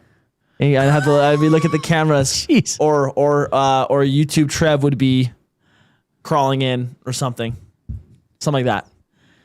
Okay, so send us those in now. But along the video game angle, the new NHL, what is it going to be? NHL 27. When does that come out? It'll come out in September, early September. And who is the cover athlete? Macklin Celebrini. And what do you think of that? Bang on. That's the right choice. There is, you could have went like Matthew Schaefer. I'd be surprised if he's not the guy next year. But Macklin Celebrini, he's quickly becoming, the face of the NHL. He's the new young rookie, or not rookie, but young guy that's kind of taking over the league. Marketable guy. It's in an area that, you want to grow hockey in San Jose. Makes total sense. Okay. So yeah, I'm trying to get the exact release date for the game. I can't find it. They will. Yeah, they don't have that yet. But it'll come out. Yeah, but it comes out early September. Now, is it true Sidney Crosby has never been the cover athlete? Correct. He declines it. Oh, he actually he declines it. He declines it. Why? Sidney Crosby's a private guy, man. Doesn't really like doing the whole, like his face is on the is on TV every night. I know, but that's like he doesn't have social media. He doesn't. He's a very private. He's very private about his personal life. He doesn't like this fame really or anything. Do you think there's some good scratch that comes along with this? Like, is Macklin Celebrini making a pretty penny? He's definitely getting paid here. Definitely getting off of his name. Gets a percentage of the sales, I'd imagine. You think he get? No way he gets. I think his face is on. His face is on the game. No, they wouldn't do that. His face is on the game. You think he gets a royalty deal on? I absolutely think they do. Wow, that would be impressive if he did. Also, insider information. GM connected. Wink, wink, nudge, nudge. That's all I'll say. For the people that are very much into NHL, they will. Their ears just perked there when I said that. So, what are you talking about? Why is it available on there already? It's not available on there. Well, that's a game thing. GM connected. GM connected. Basically, it is. You can take over. You can be a GM of an NHL team, and you can sim in the same league as your buddies. So you can go take over the Boston Bruins. I'll go take over the Montreal Canadiens. Reid will go take over the Buffalo Sabres. But do they allow you to make unrealistic trades? Well, you're making trades with people. Another person that's taking over a team. I see. All right. So the ESPYs are tomorrow. Our SDs are in September. Mm-hmm. Our Nasty Bash is next Saturday already. Can people still get in? Yeah. Well, all you have to do email is RSVP at EdmontonSportsTalk.com. Macklin Celebrini is up for Best Breakthrough Athlete against Drake May from the Patriots, Alyssa Liu from figure skating, and Fernando Mendoza from Indiana football. So Celebrini is nominated in that category. And then it sounds like a Drake May. Alyssa Liu's got a great story. Fantastic story. Best team includes, they have 9 nominees for best team, including 3 hockey teams. Who do you think they are? Well, Team USA is going to win. Both Team USAs are separate. Sure. The men and the women and the Hurricanes are nominated. I think the Team USA men's team will win that. Yep. What do you mean? Maybe. They won because of one player. It's the ESPYs. I agree, but it's in the U.S. Yeah, true. It's obviously very American. Like they probably reluctantly have a best NHL player category. Yeah. The nominees are Celebrini, Kucherov, McKinnon, and McDavid. The best male athlete nominee. Best athlete men's sports is what they call it. Jalen Brunson from the Knicks. Messi from Inter Miami. Ohtani from the Dodgers. Matthew Stafford from the Rams. Weird. Like, is that Ohtani's to lose? Probably. Yeah. Best play. Like playwright? Yeah, it's Shakespeare. Best play. Golden goal for gold, women's hockey. Golden goal for gold, men's hockey. UConn stuns Duke with Braylon Mullins buzzer-beating 3. That's a memorable play. OG Anunoby's tip-in from the NBA Finals. Caleb Williams game-tying touchdown versus the Rams. Is that long? That was a He throw, was like wasn't falling it? back, Right. and threw it to the end zone. It was in the rain. I would. What is going to win that? Will it be the hockey golden goal just because it's in the States? I believe. Probably. Though that 3 was pretty memorable. The UConn? Yes. Yeah, that was for sure. And I don't know if they, like, essentially every category that men's hockey win championship gold medal team would be involved in should win. It's whether or not they... Best team, let's face it should be the Seahawks. 14-3, toughest division in the league. I'm not beat disagreeing those with two you, Reid, divisional but I'm teams just- again. Kick the Patriots' ass in the Super Bowl. I'm not disagreeing with you, but the Patriots weren't a great opponent. No, I mean, they beat the two. They won the Super Bowl when they beat the Rams. That's right. So the options are the Las Vegas Aces of the WNBA. You're sick of the Seahawks? No, not Pete at all. Carroll's not their coach. No. Gum chewer. The Dodgers, the Hoosiers football, Hurricanes of the NHL, Knicks, Texas Longhorns, NCAA softball, the Seahawks, and then the 2 Olympic hockey teams. I'm just saying the way that Team of the year. way that America popped off when they won that Olympic gold medal against Canada, right, was. I mean that is now they're very proud of that, right? That they knocked off Canada in a gold medal game. I just think that, especially given that it happened in this calendar year, to me that's a no-brainer. For any, what are they gonna? So I don't know, Reid. I don't know the if men's team or the women's team. I don't know if they play. They're gonna make it a tie. They make concessions and they say, well, they can't win every category, right? So maybe they'll hand it off in other instances. The ESPYs are fun. I feel like maybe not as fun as they used to be. I don't know why. Maybe because they were kind of new and fresh and different for a while, and now it is so American centric, which I guess is their. I mean, it's prerogative. It's an American network. I mean, if TSN did something, I mean, when we do the Esties, we give awards to ourselves. Yeah, we don't. So, best NBA player: Brunson, SGA, Jokic, Wembanyama. Brunson. They're gonna give it to Brunson Because they're going to include the playoffs, right? They have to. That's what they can do for stuff like this. He brought a championship back to New York. Put a pin in that one. Right. No way. I mean, is it right? I don't know. But that was a big deal also. That's almost as big of a deal as the men's Olympic hockey gold. Yeah, it's true. Was he more important to the Knicks win than this than Wemby was to the Spurs getting to the final? Well, by the way the final went. Yeah, I mean, when Jalen Brunson just had that turn it on and he would come on. Yeah. Just think of how many comebacks they had that was led by Jalen. And Jalen Brunson would get to the rim against people that are a foot taller than him with at ease. He made it look like it was easy. Yeah. It'll be interesting once we get to the end of though I guess this doesn't include the World Series, but they kind of refer to last year's World Series. For the calendar year, the Knicks' repeated comebacks is going to be one of the stories of the year. They did it against the Cavs, and then they did it, 2 or 3 times in the finals? Yeah. Pardon me? Yeah. Is the Canadian story of the year going to be World Cup? Eustachio's goal? Like, what else could happen? Well, unless the Blue Jays shock the world. Unless the or a Canadian wins the British Open this weekend. I'm not even sure which guys are in it. That wouldn't even be close to the World Cup the World soccer. Cup would be bigger. No, I think right now the number one favorite would be Canada. That we made the elimination round and we won a knockout game. Yes. Yeah, baby blue. If the Blue Jays, like Vladdy has 6 home runs. Not good. And 2 of them are in the last week. Yeah, he's had an off year. He's had a tough year. He had a slow start. I don't know if I see a rally for them this year. Yeah, I like would agree last with year. Yeah. I think hadn't it already kind of started by this time last year? Yep. Yeah. Which just a note: Edmonton area is under a yellow watch for severe thunderstorm. Okay. So thunderstorms will develop out in the Rocky Mountain, House, and Edson regions, and will move towards central Alberta and are expected to reach the Edmonton area later this evening. So just keep an eye on that. Be safe. Rip City Step says the EST video game needs to have a mini game where you play as Reid dunking on the mini hoop. If you get a perfect 10, you get a smash skin. Ooh, that's a good idea. That's really good. Yeah, that's a really good idea. All right, words of the day when we get back, and if you haven't given us a thumb up on YouTube, do it right away.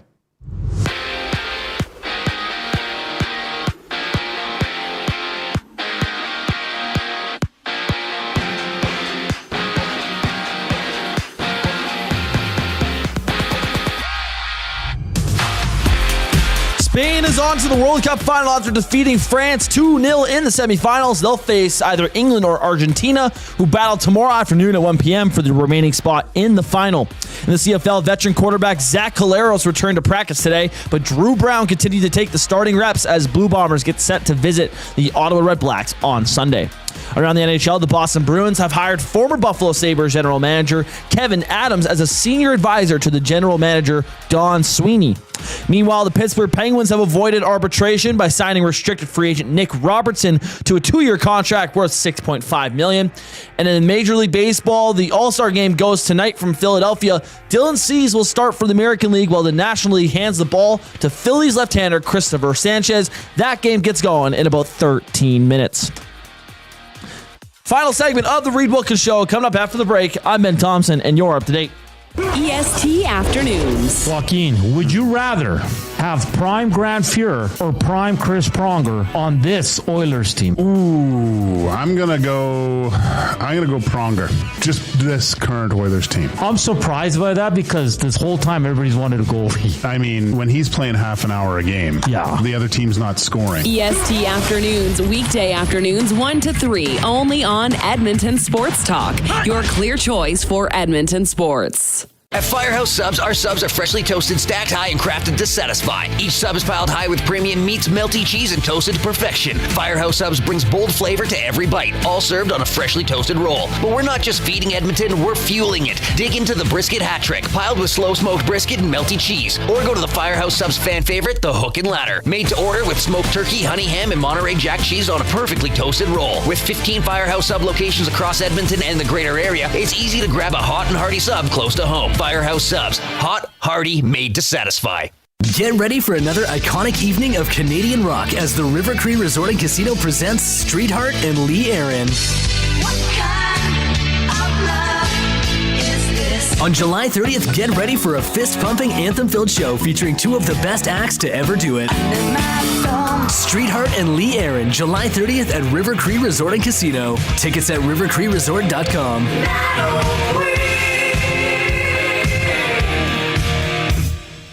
Hi there. If you're like me, you like to picture yourself in luxury, even though there's absolutely no way you could afford it. And if you can, well, even better. Thankfully, I picture myself in something that is luxury, but still absolutely affordable, like the all-new Mazda CX-90 from Park Mazda. With the new luxury features like facial recognition settings and quilted detail Napa leather seating, I can pretend to be comfortable with all of my proper settings activated without even touching the button, thanks to Mitch Lewicki and the great staff at Park Mazda. I like to picture Mitch Lewicki as a ninja fighting off evil samurai. Park Mazda, your dealer for life in Sherwood Park off Y Road, parkmazda.ca.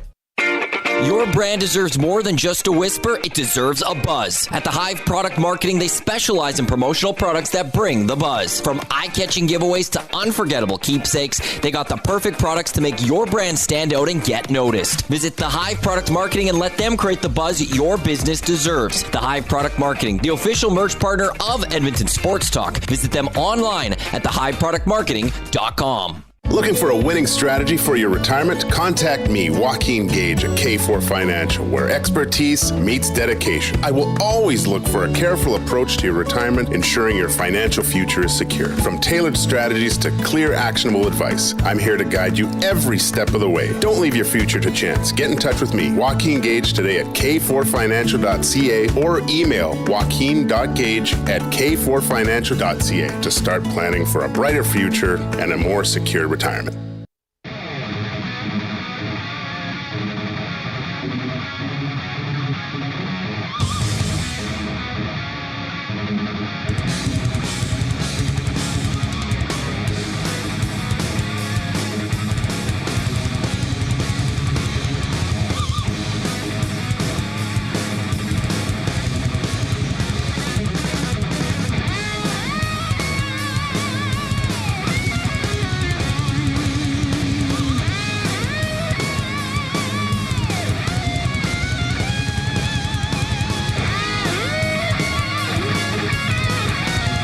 All right, I hope you're having a great afternoon. We certainly have had one here at Edmonton Sports Talk. We are presented by Play Alberta, playalberta.ca, or go to the Play Alberta app, look for EST specials. Lots of stuff there, including Jay's Play of the Day.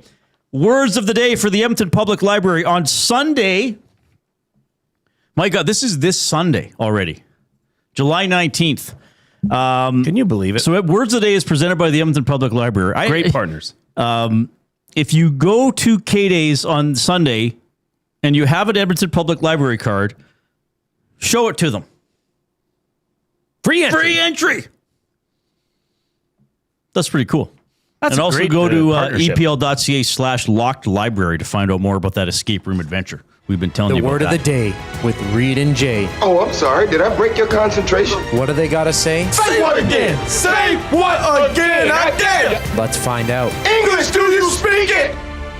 Then you know what I'm saying. Okay, this is less sweet words of the edition. Oh, he's hard on. Yeah, and these are naked words edition. Because isn't it nude day or something like that?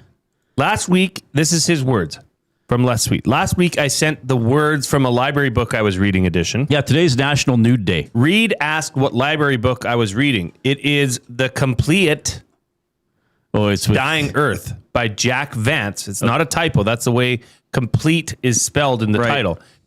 In it is a sentence containing two naked words. Naked words are words without definition. Since they have no definition, the points usually available for the definition will be awarded for the spelling. So these are words that do not have up with my own definition. Or you can. And also today is National Nude Day. Wow. Do with that what you will, everybody. Well, see you guys. Okay, so these do not have definitions. I guess not. But I could come up with a definition. You can give me points for creativity. Sure, I'll give you bonus points for creativity. But spelling still counts. First word of the day. Metaphasm. Metaphasm. Phasm, not phasm. Are you kidding me? Metaphasm. METATHASM. Metaphasm. I thought you were saying metaphasm. I know. I wanted to correct that because it is hard. Yeah, on the mic. A metaphasm is a word that refers to itself. Dun, da, da, da. Probably actually is a word for that.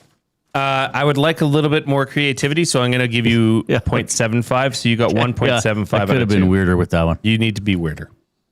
Second word of the day, corolopsis. Corolopsis.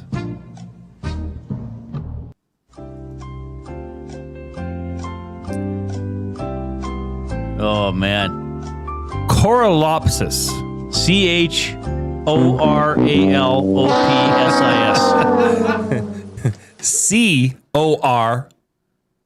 COROLOPSIS. Oh, I spelled it right initially. Well, what do I always tell you, Reid? But these aren't real words. Corolopsis. A corolopsis is a corolopsis. Yes, is a type of seizure had by a sea anemone. He's having a corolopsis. Is anybody a doctor? He's having a corolopsis. Get the paddles. All right. That was fun. 2.75 out of 4. All right, passed. We're back tomorrow. Wagon Wednesday for the WPCA tomorrow. Ross Ongaro to talk soccer. We'll know the final combatants by the time we get on air tomorrow. I'm having Ben Thompson and Jason Milne. I'm Reid Wilkins. Have a good evening.